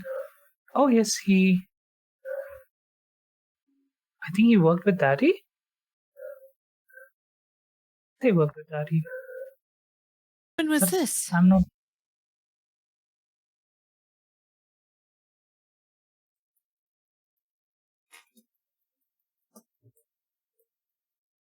I've never talked to them. I've just heard them.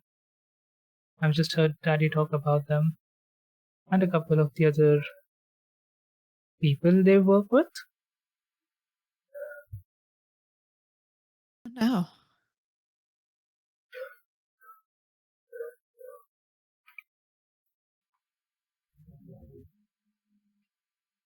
no. Ooh.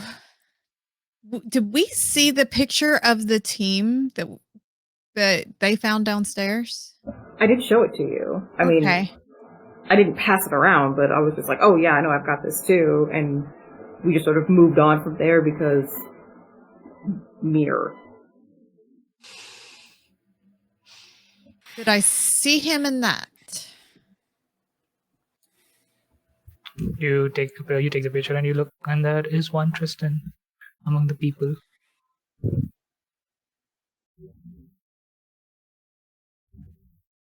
Okay.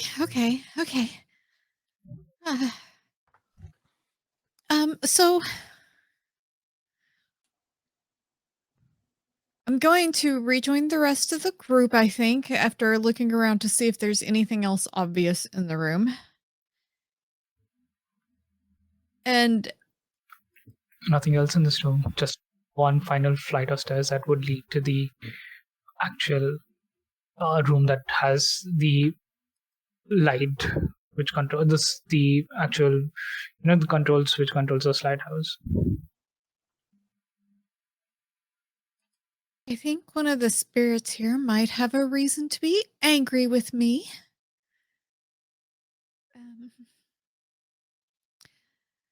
I didn't realize he was here. I didn't.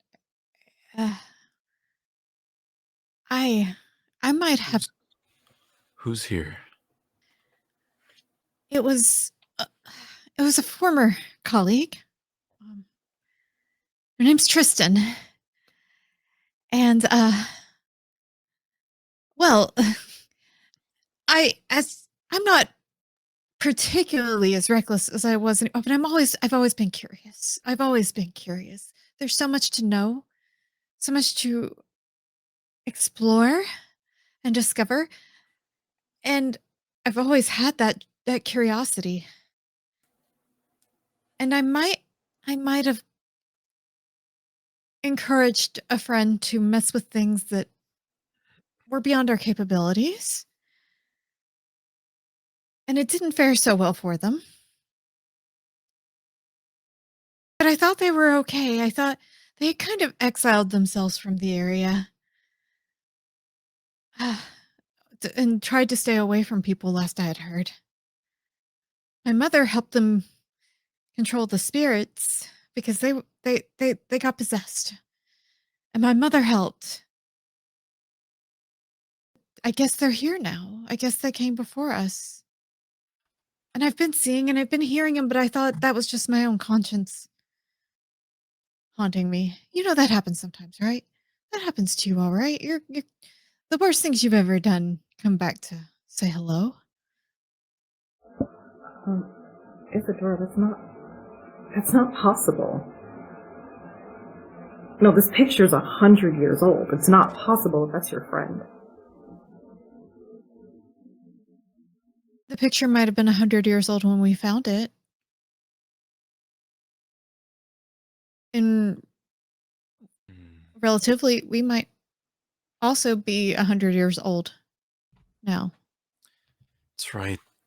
It's fractured between the past and the future, perhaps.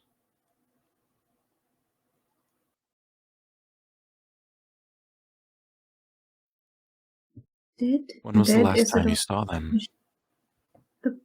Did Isadora finish the puzzle? You did, right? Okay. Go ahead, Harrison. How long has it been since you've seen your colleague? Oh. Gosh, I don't even how long has it been?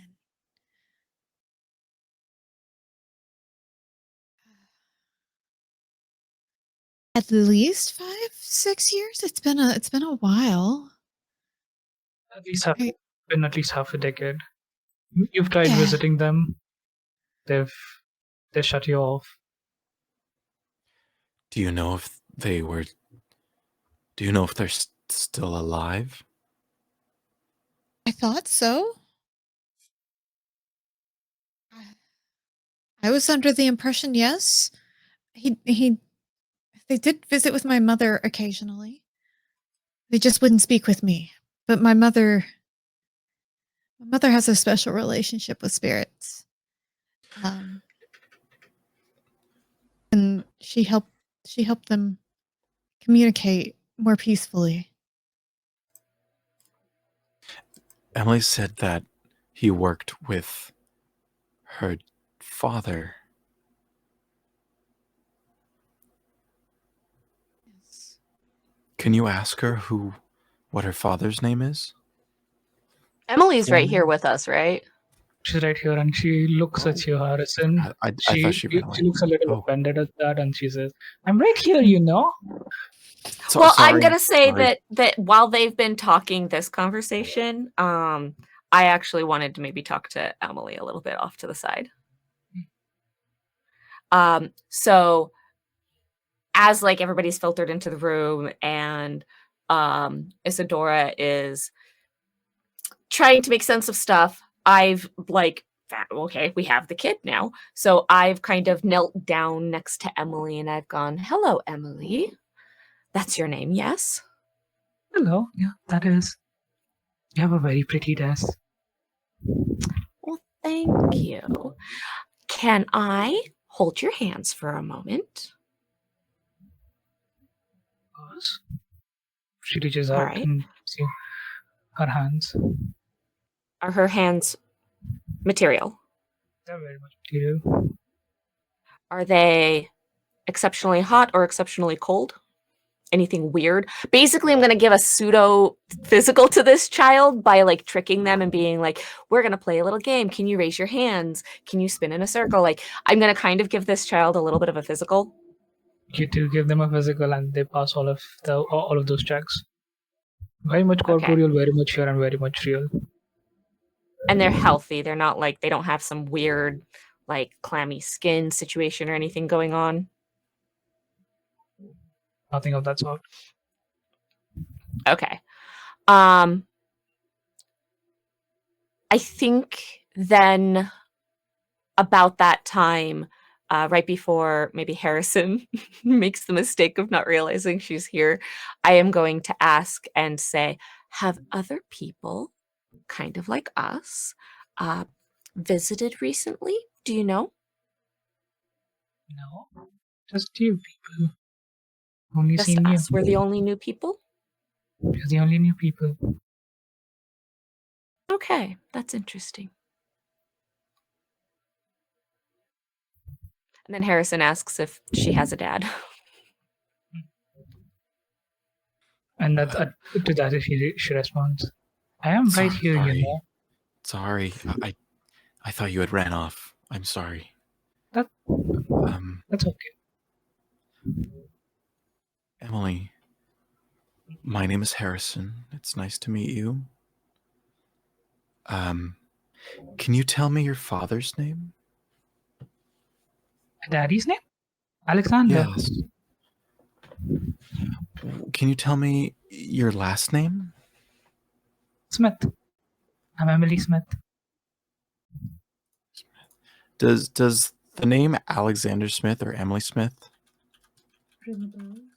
mean anything to us? No pun intended. I can have one of you roll me. I would say two of you can roll, or one of you can assist with another. But I just need one roll for this, I would say. But I would require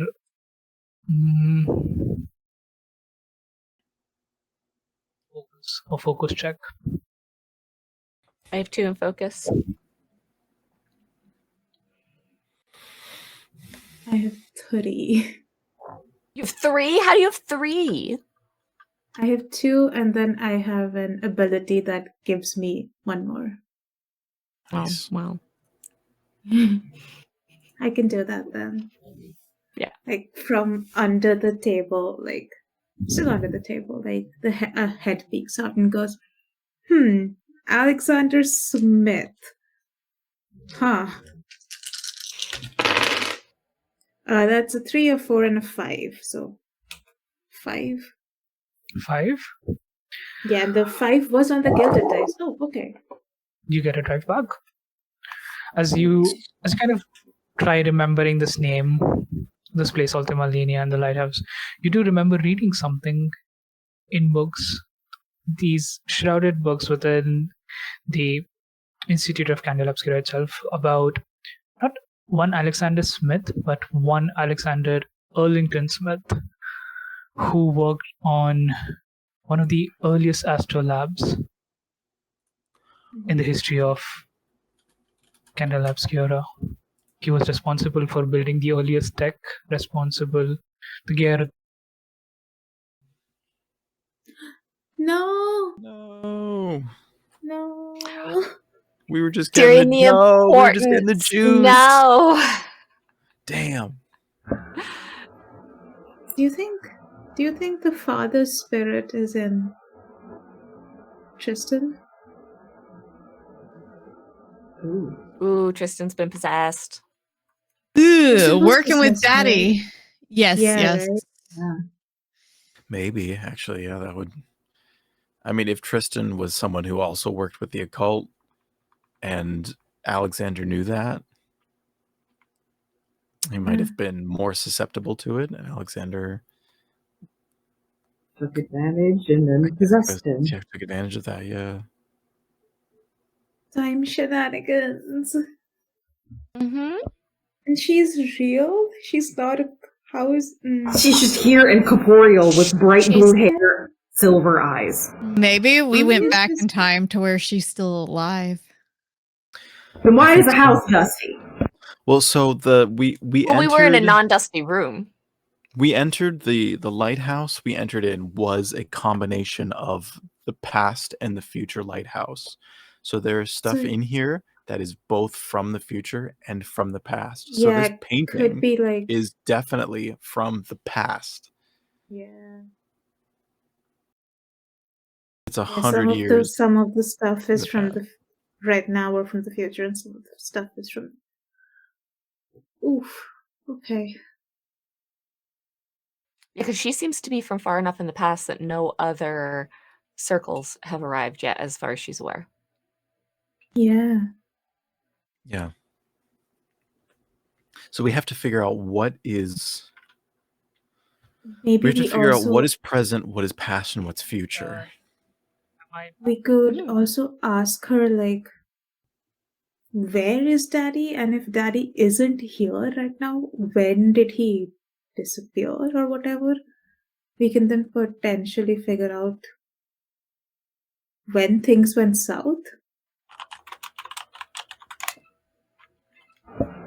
I'm gonna show her the picture. When we get our GM back, I'm gonna show her the picture, and I'm just gonna be like, which one of these guys in this picture is Daddy? Am I back? I think that might be Question mark? Or am I I still on? think it's one of the academics, but it would be good to get confirmation.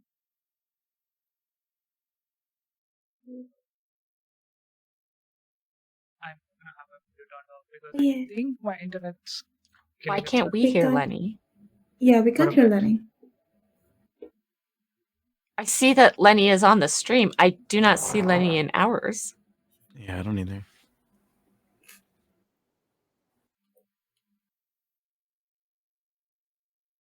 Nope. Where is Daddy? No. No. Who is Daddy? How is Daddy? Where is Daddy? When is Daddy? All the questions, I've said Daddy too many times, so I'm gonna shut up. Why is Daddy? That's getting clipped. Everyone always No. asks where is No, Daddy, but no one don't. ever asks how is Daddy. No.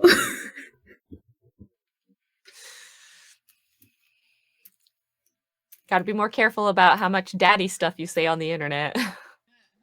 I think my biggest problem with it now is all I can think about is that game from like the 90s called Don't Wake Daddy, and Oh, no! then the horror poster I saw of like, oh, childhood board games, but as horror movies, and I was just like, somebody could actually make that though, because Yeah, like that one would be terrifying.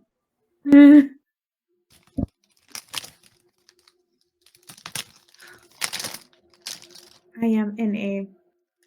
Oh, we are still on stream, but I'm still gonna say it. I am in a like Curse of Strahd game with Lenny, and I just got arrested in the game, and for some reason I have chosen to like constantly be very overtly flirtatious with the person that arrested me, and it's a choice I made on a whim, and I have had to stick to it. Oh no. Let me know if I'm here. I'm just gonna be off this thing or Still choppy? Got a spinning circle of a GM. Hear you. Okay, so if you can hear me on stream, this is good. I'm just gonna stay I can hear off you. video for a bit. Is there a lag? I can hear him. I can kind of hear him. Yeah, kind of hear I him. hear something. It's not Kind of hear him. Uh-oh. What is happening? The ghosts are getting us today. This is annoying. Yeah, the anti-friends song today. Today is not a day or week or month or a year, whatever that, you know. All of that, indeed. Let me know if this fixed it. Trying to see if I can get my. No. No. Let me restart That is so video weird. then. Why is computer being this way? Technology. What's funny is that I can hear him. Wait, what do you mean you can hear him? I could hear him. You can hear him? I could. Like right now? Not currently, but when he was talking, I could hear him. No, when he came back and he was like a spinning circle, we could hear bits and pieces. I could hear him then too, but right now he's gone again. I can't hear him now. I could hear him Yeah, perfectly when he joined back up. Yeah. Ooh, technology.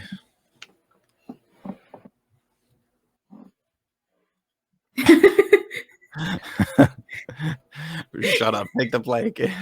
No, it's what he Get wants. It cozy. just makes him happy faster. My cat's the same way. Do She all gets of you really have cozy. She pets? spins a bunch of times. She lays down.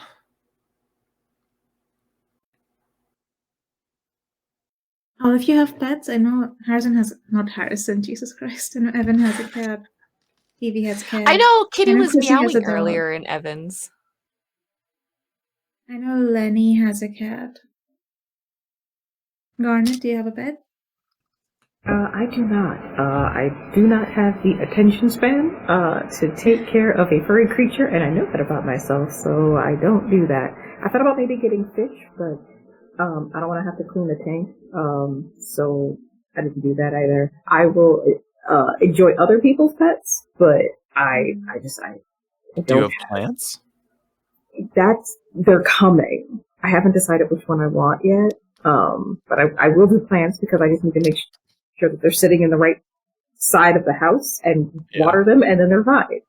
And I have no problems, like, going full poison ivy and, like, having a house full of plants. But I feel like pets that need daily attention are problematic for me. That's very fair. Get it. Yeah. Oh, we can see you. Hello. We can see you. We have visuals! Is that everything? You should all be able to hear me. A Yeah. little bit. Okay, that worked. I had to set my internet. My router's Okay. died for some reason. That's not. I'll have to figure out what's happening with that. We were having flickery power surges, so... Yeah. I am. Yeah. Good omens, all in all. We are fine. we keep pushing. But yes, we are continuing on stream, right? As I was saying, Dr. JavaScript, the knowledge that comes to you is one Alexander Erlington Smith, who was the one who found out the science behind locking the lead behind Astrolabes. The entire engineering aspect of it, the science, the machine required for it. He's the one who did all of the math. And he was responsible for building the first lighthouse. The Astrolabe, the vault that locks some of the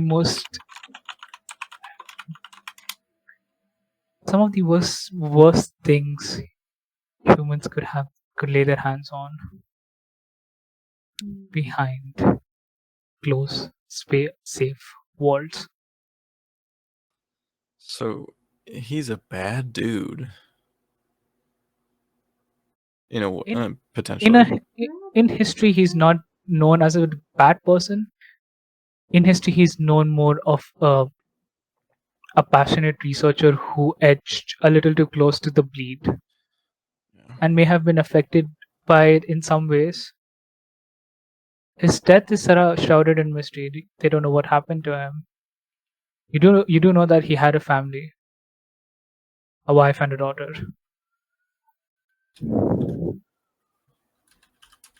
Okay, so at this point, Hippolyta is going to walk over to Emily and is going to kneel down, because that's how you talk to children. Hi, I am Hippolyta, and I am a reporter, so it's my job to ask people questions. Is it okay if I ask you questions?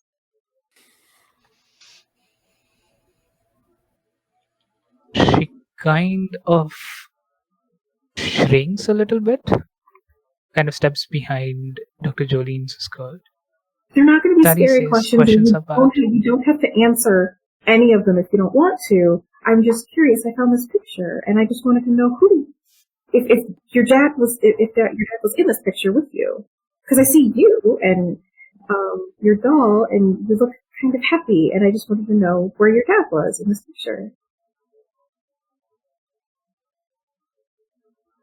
Okay.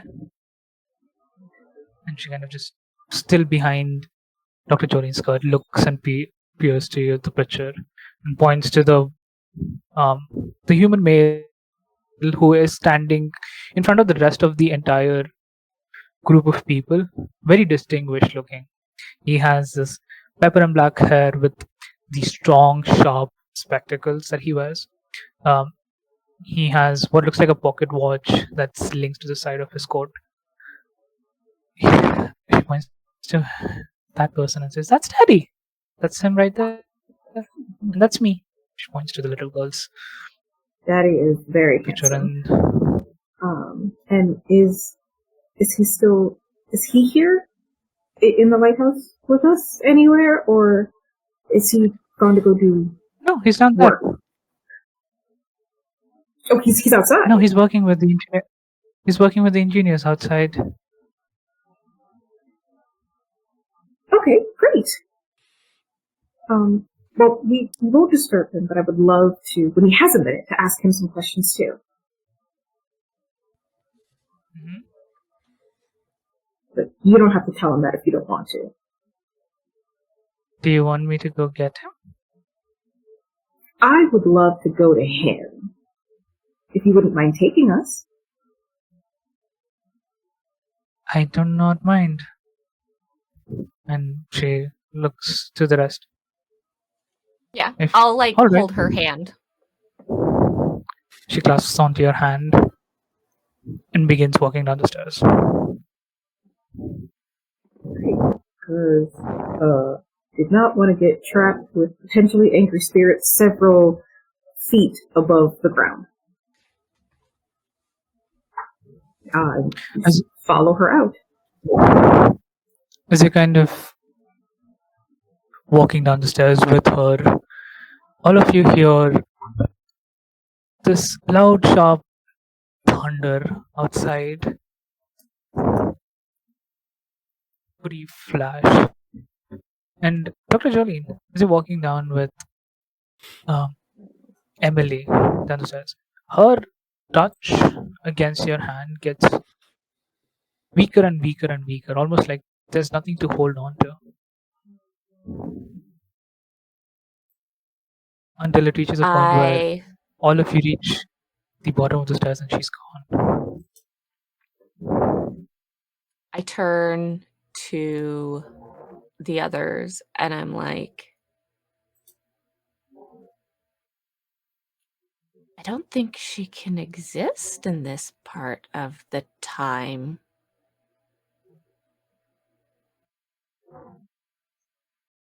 So this is Would make sense. present/future?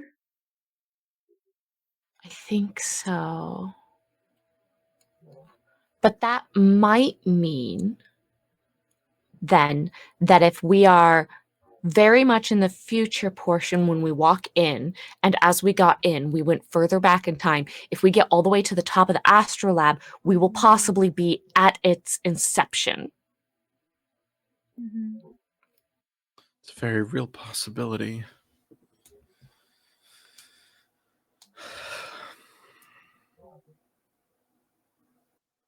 Back up the stairs we go then? I think we just gotta keep going up.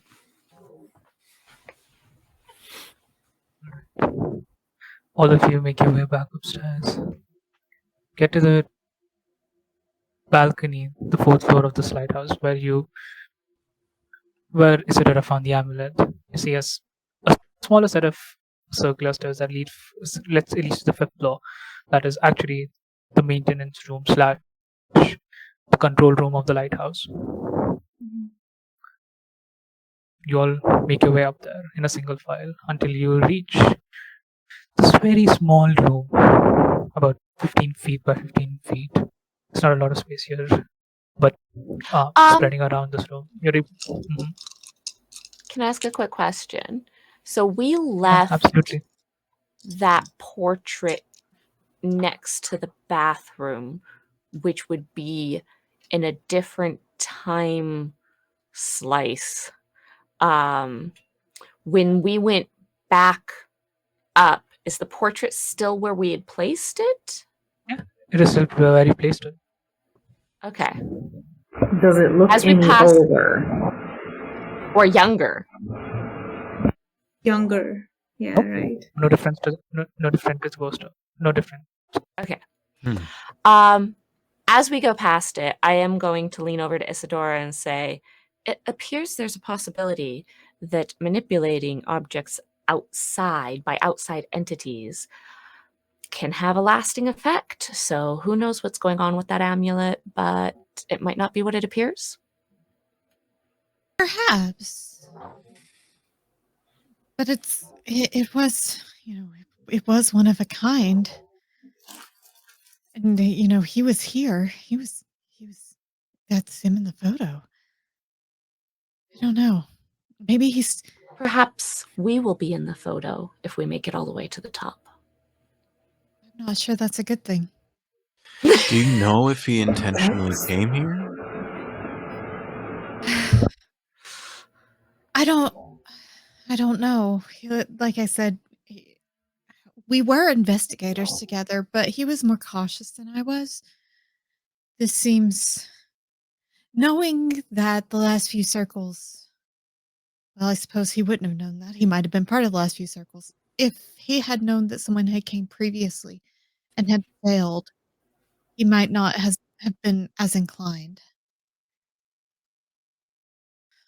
So I don't know. Maybe he got so fed up with just hearing the spirits and just living in exile and trying not to be around other people. He came somewhere that felt safe to be around others.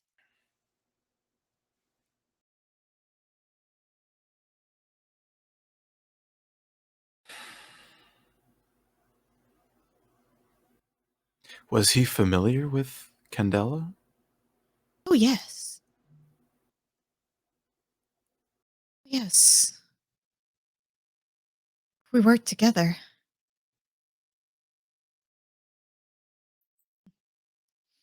In another circle? Yes.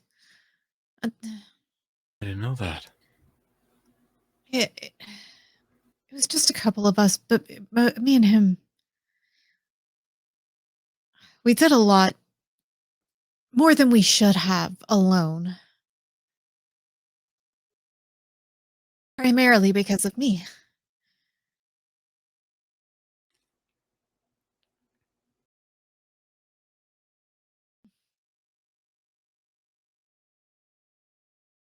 I understand ambition.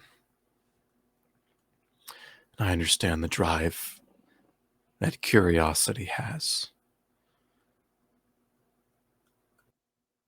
I hope you don't blame yourself. Oh, I do. It is my fault. I mean, him being here might not be, but it could be part of it. But maybe solving this, maybe knowing, maybe that will fix everything. Satisfaction brings it back.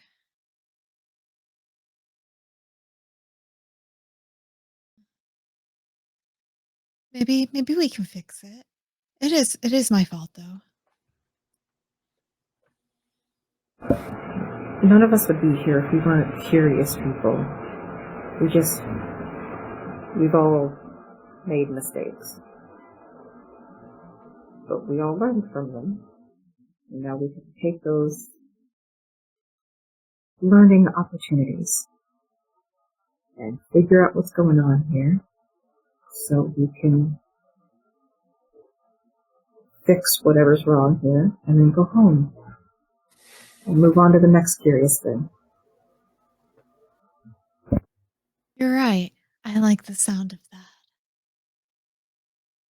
Maybe we can help. Maybe we can help all of them.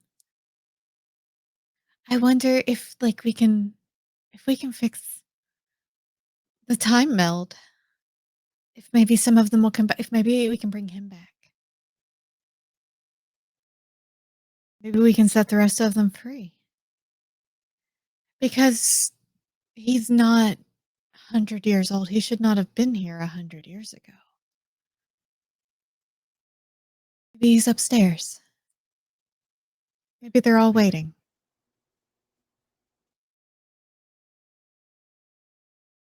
This doesn't sound like a... okay. I think that's our only option right now.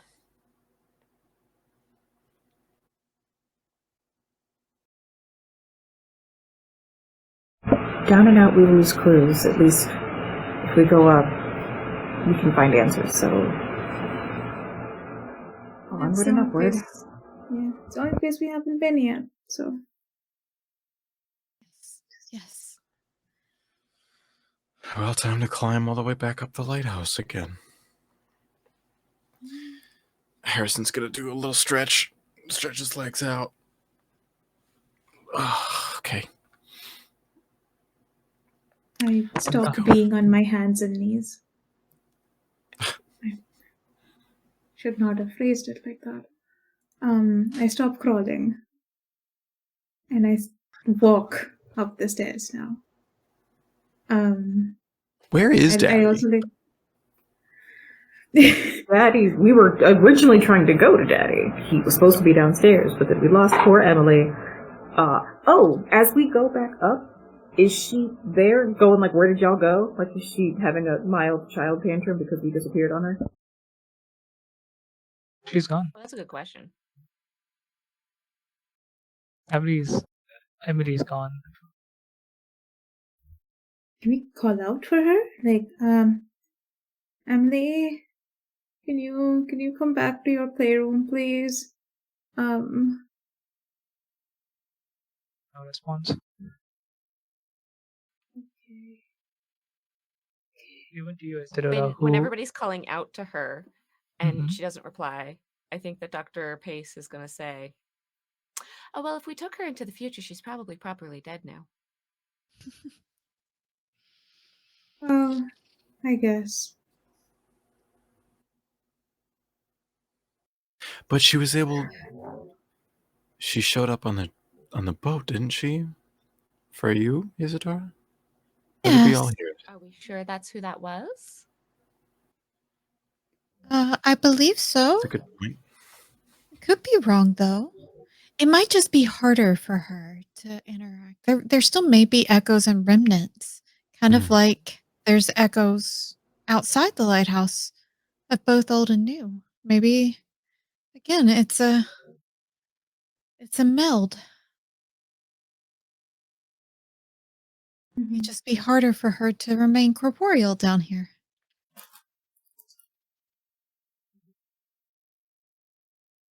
As you all make your way up to the balcony and finally the final flight of stairs to the very top of this lighthouse, where the mirrors and the actual controls to this lighthouse are, you can't help but notice the few of you who are passing by the balcony. You do see a group of people wrecked at the shore, making their way towards what looks like a bell.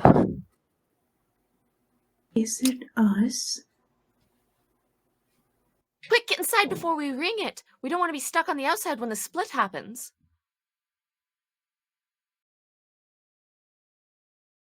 We're already in the lighthouse, right? You're already We're in on a the balcony, I lighthouse. thought. You're in the balcony as you're moving through that space, because you're at the very top now, where there are just these window panes all around. You can look outside, and up Okay, top from so here, we're not like trapped outside the balcony. you're not trapped outside the balcony. Well, I'm still gonna run on the inside. Yeah, absolutely, you can do that. You run back in, and you see this is a very small room, just enough room for the actual mirror, and this what looks like a very big lamp, this light bulb that seems to be revolving and reflecting light across. That seems to be broken at this point. Its outer glass broken and shattered. Can I still, like, as we're going up, like, the steps, the group outside that's making their way to the bell, like, if one of them licks the bell, I will know that's us. Does one of them do that bullshit? You do have a spyglass to look through. Give me actually a survey check, please. Harrison's good with spyglass. Survey check. I can do a survey. Yeah, I like poke Harrison in the side and just be like, can you look? What? Yeah, let me see. And he looks real closely. I got a 6 on the gilded. Ooh. Beautiful. You do remember that you have a spyglass in your inventory as a circle. You whip out the spyglass, open it up, and look to the group of people who are down there, and to your wild surprise, there is a moment where you're trying to make sense of what you're looking at, but it is your group standing there. Yeah, gang, that's us from about an hour ago, 2 hours. Dr. Crypt is about to lick the bell. Yeah, okay. It's interesting we can see us from an hour ago, and we can see Emily from 100 years ago. I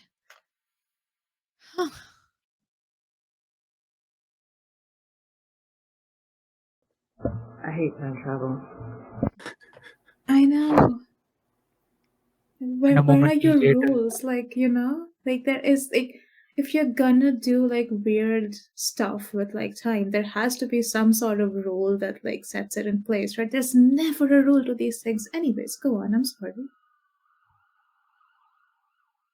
As you're talking this, ranting this to yourself, Dr. JavaScript, you all hear another loud gong that rings through and echoes through the entire island. As the very floor that you're standing on begins to fracture and split below you. That's what I thought. Oh no. That's why I ran inside. You have a choice here.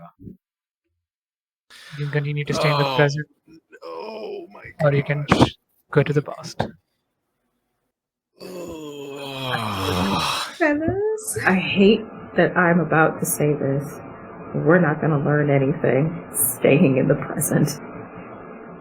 Agreed. Yep. Yeah. Oh boy. As But you yeah, realize we do what get to be in happened, the picture. as all of you collectively decide to go to the past. Yeah. I'm gonna I'm not grab staying Dr. here Crypt to alone. make sure. Yeah. I would like to just go home, but I'm not. I ain't making it out of here by myself. So whatever the group I decides to do, I will like sob like this desperate, like We're all screamy, in this crying kind of together. sob. I'm gonna definitely And pull I'll you choose to do along. what the I know group your does. Yeah. hesitancy. I'm like, you just come with. Just let's go. Let's go.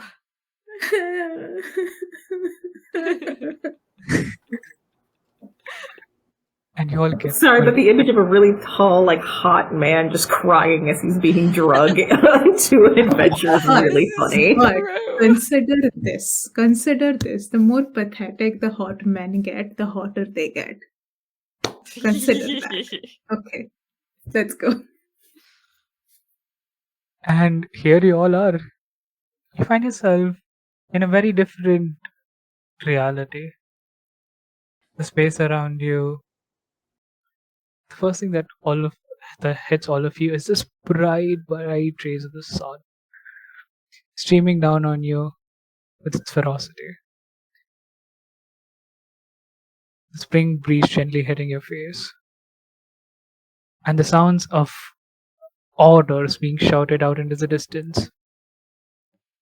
As you all find yourself at the base of a currently being constructed lighthouse.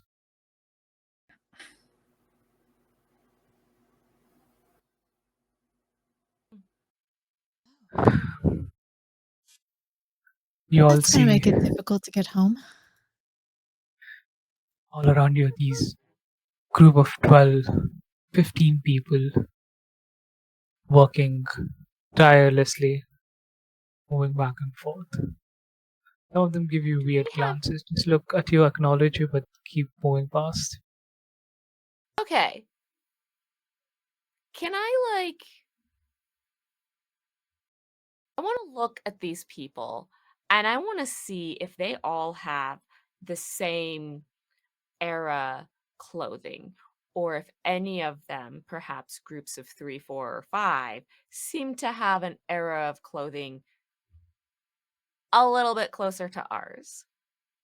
You do see a couple of figures, about 3 people who seem to have a clothing slightly different and slightly more similar to yours.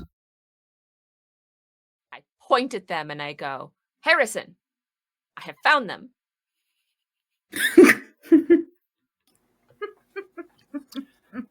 Wonderful investigating, Doctor. You great job. Picture. Is my camera still broken? You do have another camera if you want. The original one that's broken and gone. Okay. Can I take a photo? Is that okay? Wait, were cameras Am I a thing clear? here in this time? Will they be surprised if you pull out a camera? You do know that there were cameras back in this time, but quite different cameras. The cameras that were in this time were these large stationary cameras, these tripod cameras that you had to lug around instead of portable handheld cameras. But there were cameras nonetheless. You say this out loud, and you see the 2 investigators that Dr. Jolene pointed out immediately look behind, and you see the what looks like these investigators from a very different region. They have a lot more simpler clothing on them, not heavily garbed like you all are. This 2 women and a man, both in their early 30s, just look at you and say, "Oh God, okay, we have people," and they rush towards you. How did you all get here? Probably the same way you did, being overly curious. We walked through the lighthouse. Wait, did you get here through the light? Through the bell? The light. Through the light? No, we're not dead. Obviously, we know you're not dead. The light, the light of the lighthouse. The one that we broke. No. Hello? You No, broke the, it. no, the bell rung, and that's how we got here. The lighthouse was already broken. The lighthouse was broken when we got there, and now we're here, but we got there through the bell. Wait, what? And Wait, so Loki could- you came here through the light, but then you broke it? Did you go back and how did you go back and break it again? Then how did you come back? What? All right, let's get our stories right. Who are you first? You clearly We're investigators. okay. There, you see the woman look to their to the colleagues and partners and say, "All right,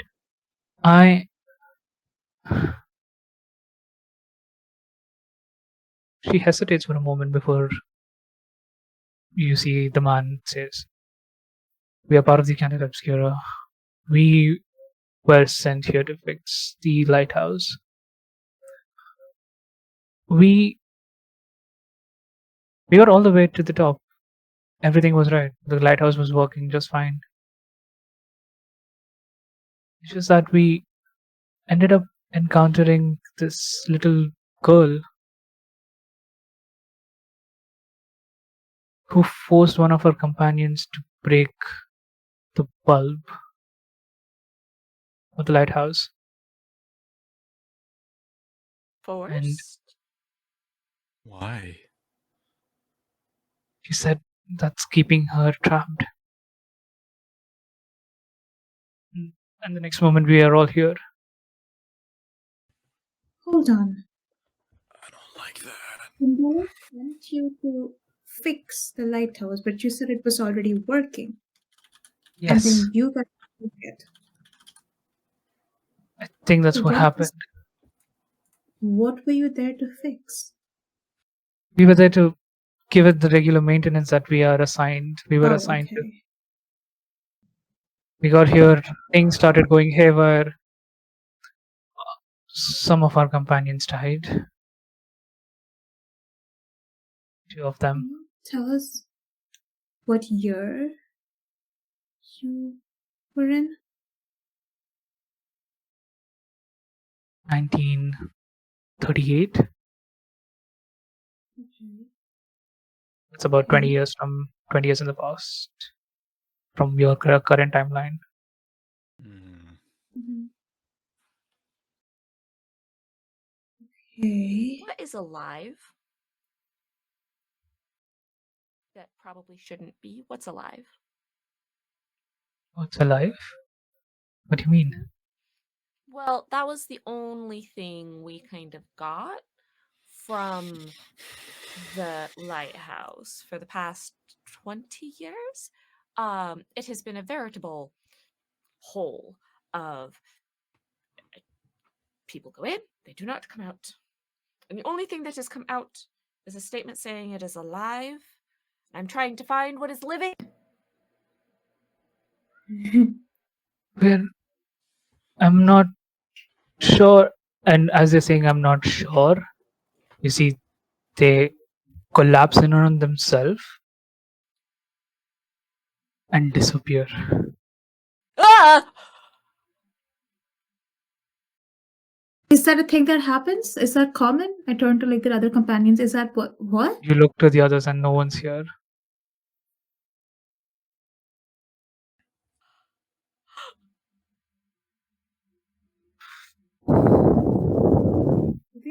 Do we only have a limited time when we come to the past? I mean, limited seems variable since they were 20 years prior to us, but yeah, it would seem like, or maybe we're not supposed to ask that question. I look up at like the sky and like I'm like, how are we supposed to know what not to ask if we don't ask it? Why are you like this? scream it out to these guys. You see a couple of the engineers who are walking past you give you a weird glance. And just as you're trying to regroup, you feel a tap on your shoulder. Is everything all right? No, everything is very markedly not all right. And I turn around. You turn around I and you turn see around as well, a and I man. say, "Oh, it's probably changing." You see a man very distinguished in distinguished white robes, pepper and salt hair, sharp spectacles, and a pocket watch Oh, to fuck. his side. You're the hot man is- from the picture. Dr. Smith. Hello. Pleasure to make your acquaintance. I do not know you all, but seems like you do. Were you sent by What about the people Candela? just here? Yeah, the ones that were just here. What about them? Do you know them? Who? Are the only people new here that I know about. I'm going to describe the ones we were talking to. I'm really sorry, I do not. Well, if you're here, time to get to work. There are a couple of equipments that need to be set up there. Why don't each of you grab a few of those things? Help the engineers with setting them up.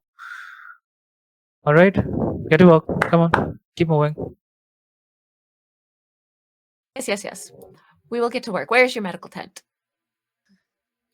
Oh, that's the way to the medical tent. That is where I belong. Hippolyta is Yeah. going to follow Dr. Pace because there's no way she's moving equipment anywhere. Yeah.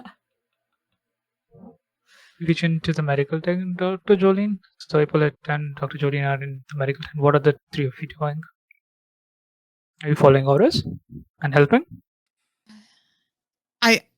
Isadora is probably like, it's probably like kind of, muscle memory is the wrong word, but she's like functioning on autopilot while she looks around trying to like get a grip on the surroundings and also look for Tristan, because she was like, well, if she's working with his father, and also looking to see if like she sees Emily around. Is Emily here? Do you ask him that? Yes. You immediately see his face go dark. How do you know that name? We met her. Do you mean met? I mean, we met her when we came. You just asked if Candela sent us. Yes, Candela sent us, and we met her.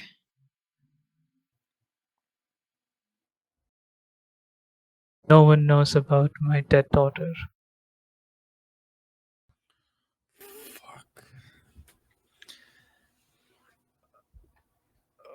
What about How? your wife? Vanya? What about her? Alive and well, I presume, hopefully. She is. She's at the tent right now.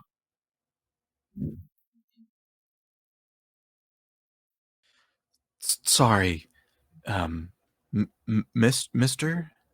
Smith? I don't know if you have a better title than that. We're new into this area, and we just want to know a little bit about what we're dealing with here in this specific lighthouse. Can you tell us about perhaps the light and its operation status? He looks at you and says, we haven't met, but you can call me Alexander. Alex. Alex will work. It's still incomplete. I haven't figured all of the math yet, but I'm getting close to it. I can build our first line of defense against the bleed. Do you have a bulb currently? Could you repeat that, Harrison? Do you have a bulb somewhere? Yes. It has a bulb. He looks a For little the confused. light. How did? Yeah, we do, but it hasn't been imported here yet. Is there a way you can import two? I mean, you look behind. He looks past you to the construction of the building, and it's only partway completed. It's about 70% done. This early? You're Those gonna want to bulbs are. back up, I think. Just in case something goes wrong. I do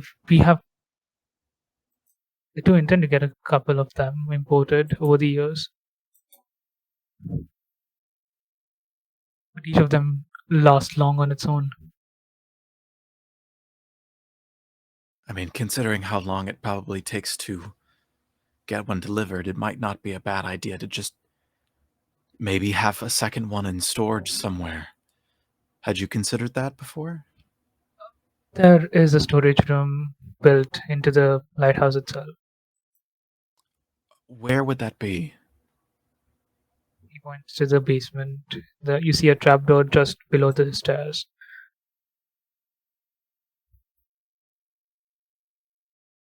There is a storage. I do intend to make sure that this lighthouse is taken care of. With all due respect, Alex, I don't want to tell you how to do your job, but it might not be a bad idea.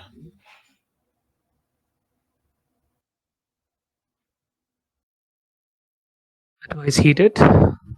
I'll send a word. I'll look into it.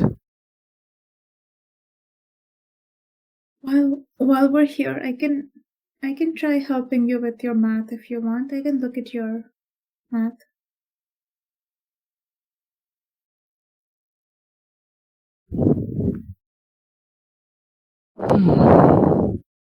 I pull out my wallet with my wait, my teacher's thing won't. Can I say that when I was awarded my PhD, I kind of shrunk that down, downscaled that into the size of a card, that's something I could fold up, and I have that in my wallet too. Okay. I pull that out and I show it to him. I'm like, I could help you with your math. These are my credentials. highly distinguished. It's a pleasure to meet you. And you see his entire demeanor towards you changes immediately. He recognizes talent. And he says, yeah, absolutely. If you want to help me with understanding the maths, please. I would appreciate the help.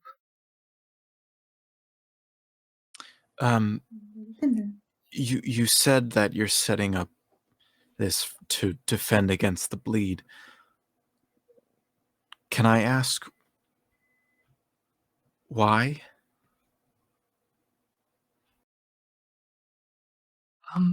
Wait, aren't you part of Candela? You should know what the bleed does. Yes, but why is there bleed here? Did you... Is there something here? Is there... This is the first and last line of defense against the bleed. You do know that a lot of our ancestors came from beyond these waters. They brought something with them here, left it here in the oceans.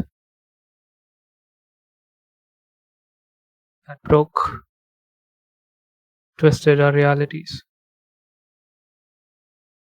and is forcing its way now into ours. We've been able to stop it all this while, but this lighthouse, This will be its first and last line of defense against it. Why this one?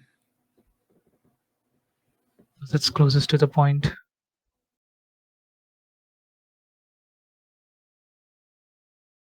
In this, we've been able to triangulate where our ancestors lost that relic, where the bleed is strongest, and this island is strategically the best point to build this lighthouse.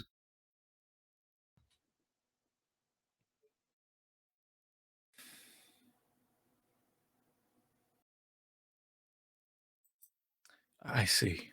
Thank you.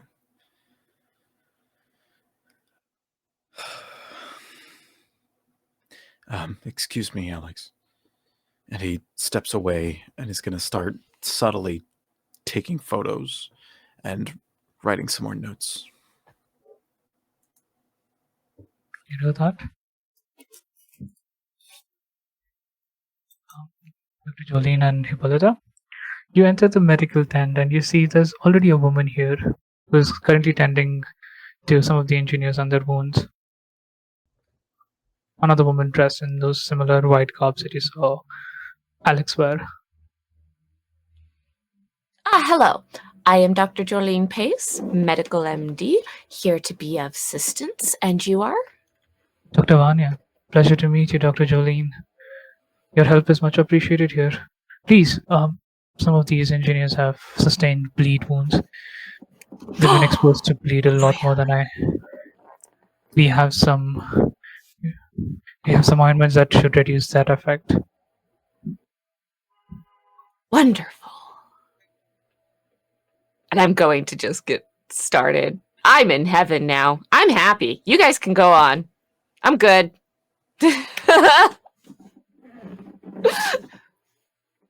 Are any of these patients awake, like lucid enough to maybe answer some questions while Paula takes her very limited nursing knowledge to maybe redress some wounds? Not a lot of them seem lucid enough to answer any questions. A lot of them seem to be passed out and unconscious at the moment. What can we determine about the nature of the bleed wounds that these individuals have?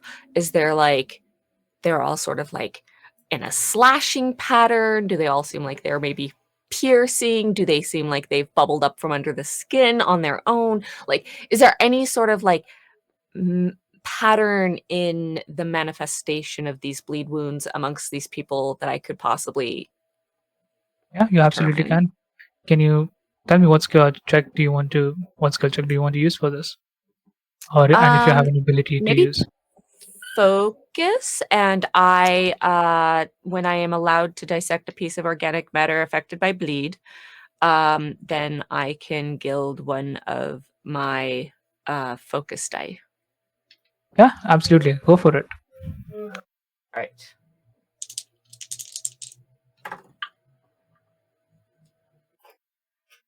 All right, so that's a 4. And I get one of my intuition back, one of my drive. Great. On a 4, a lot of these do not look like gash and slash marks. They seem to be mutations. You see some of the organic matter on their skins have mutated to a point where it looks like ulcers, and these some of the fingers are mutated to have more phalanges. You see one of these individuals have their knee split, and instead of them having bipedal legs, they are now quadrupedal. Okay. And currently you see Dr. Vanya treating that person, and she just looks at him and she says, "He's far too gone." Dr. Jolene, can you pass me that syringe? She points to this syringe containing this dark blue liquid within it. I will sort of reach for it to block it, and I will inspect the patient myself and be like, well, now hang on. Let's assess the actual situation for a second. And I want to see if his vitals indicate that he is dying, or if he's far too gone is simply a statement of the extent of his bleed mutation that she is making judgment on. On a 4, I would say seems like she's making a judgment based on how the bleed has affected him. Okay. I'll say, I mean, he's still fully intact. His breathing and heart are fine. We cannot have him here if he continues to. Right now, he is a walking bleed radiator, if you will. He will continue to affect the others. Contamination spread. Right. May I? Do I know what the syringe contains? You don't? Can I tell? I don't. I'll hand it to them and I'll say, is this to neutralize the bleed or to neutralize the patient? It is to neutralize them along with the bleed. It basically, not to be too crude about this, they become a container of the bleed itself. They trap the bleed inside of them and they continue to mutate within until to a point where there would no longer be a living entity. It just remain as a flask or a container of bleed. A shell, if you will. I see. She takes the syringe from you and reaches into one of the veins and pushes the liquid in. You see, the patient convulses a few moments, but it's not for long before they drop dead.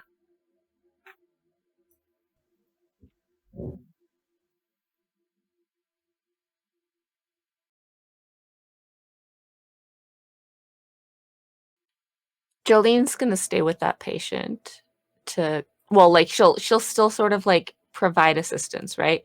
But she is going to kind of keep coming back to that patient, monitoring them to see exactly how this containment process is working, and monitoring how the bleed does not stop interacting with the body even though the body has died. You can take that time to And inspect it. yeah. It would have And to I be think I'm going a longer period of time. Yeah, I think I'm going to look at Hippolyta and say, this is a lot of contamination.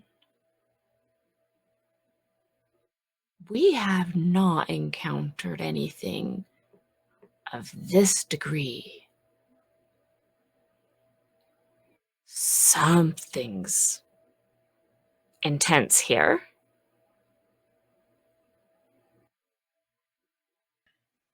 Hippolyta is very much like trying to help, but there you can tell that she wants to leave, and it's not because of the bleed, it's because of the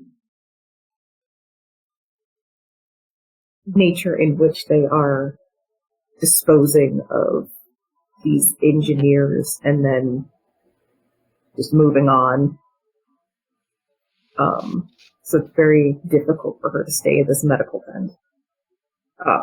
But she will stay for as long as she can, like, physically stomach it.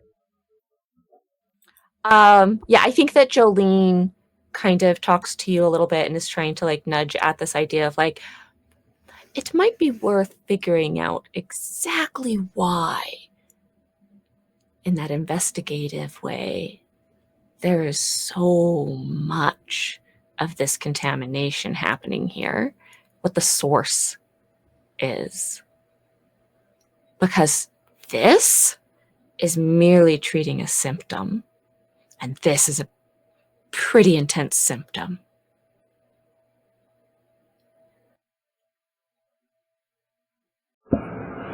Right. Then I'll leave you to do what you do best, and I'll go do what I do best. I'll see you soon. And Hippolyta is going to leave the tent. She gets maybe 10 steps and then vomits. Makes sense. Yeah. You do that. And the moment you step out, Hippolyta, you walk out of the 10 steps forward and you vomit on one of these other engineers who was just entering the tent, who looks down on himself. Jeez. Are you alright? Just wipe all of the Are you? grime off Oh of my god, I'm so sorry. That's alright. You've had a visceral reaction from what I can see. You're doing worse off than me. Yeah, no, I'm fine. I'm just gonna go get some air and maybe find some water. Oh, There's water right there, and he points to one of the tables. thank you. Yeah, it's alright. I can get this cleaned. And he walks into the tent. And as you walk into the table with the water, bottles of water on it, you all hear a hubbub of commotion coming from the shore. As you see people kind of gathering around a set of rocks. You see one of the engineers scream out, "Alexander! There's something here wedged between the rocks." And you see Alexander kind of rush towards the scene. So do the other engineers. They all reach towards it, and you see Alexander lift up what looks like a small, about this big size of a crate.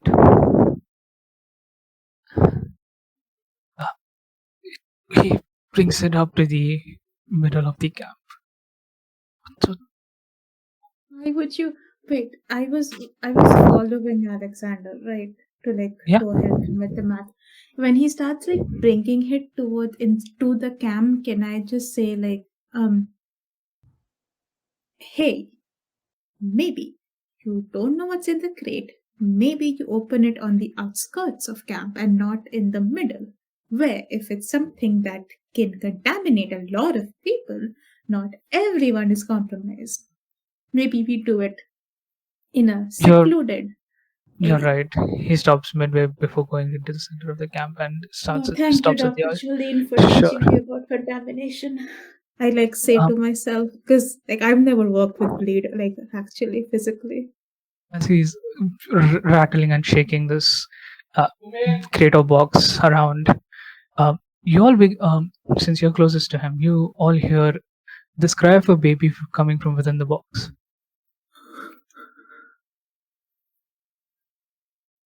He immediately opens it, and there he sees a child within it.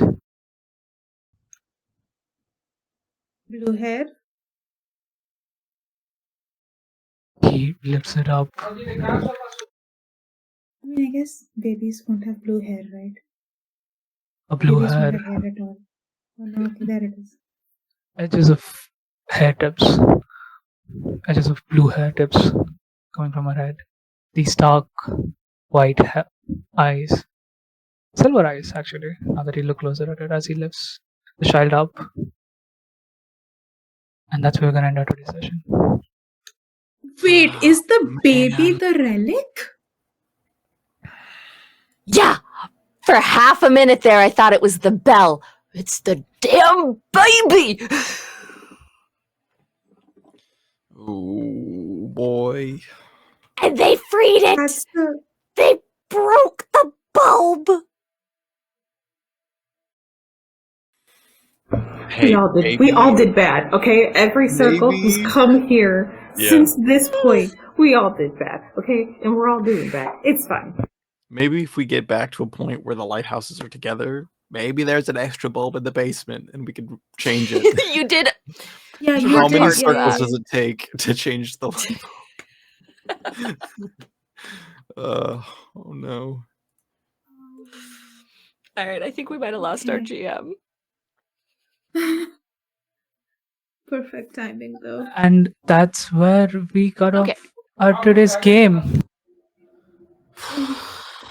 Oh God, it's okay. We cut off to all of our players. If you want to shout out your socials real quick, please go ahead. Okay.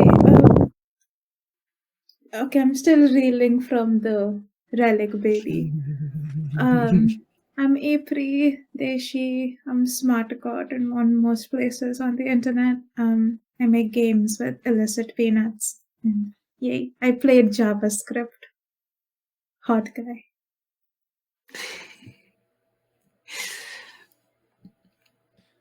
I'm Evan. You can find me most places online at Southpaw Holmes, like Sherlock Holmes, as well as The Writer's Room, a 7C podcast. I'm Evie Story. You can find me places online at Evie Story. If you follow me on like Blue Sky, you might get informed when our podcast for another TTRPG I'm doing is dropped, and I might get joined up into another stream. So that's where I would be.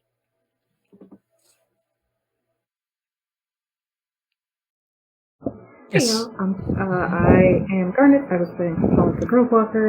I am doing some podcasts, and you can find out what that is and when they're going to be dropping if you hang out over on my Blue Sky, or in this Discord server. I'm happy to talk about stuff there too. I have to go sit now and think about all of the stuff that happened today.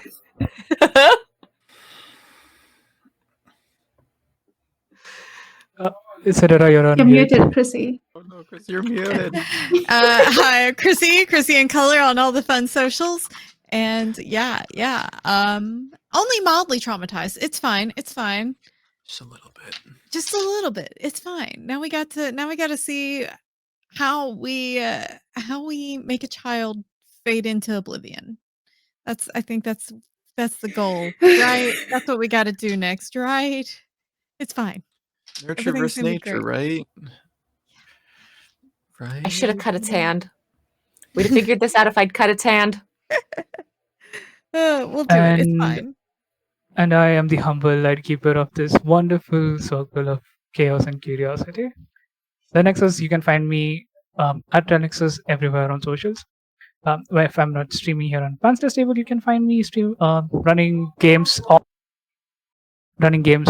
on Discord. Thank you so much for joining, everyone. Thank you so much for playing. And we will see you soon for the epilogue of this mini series.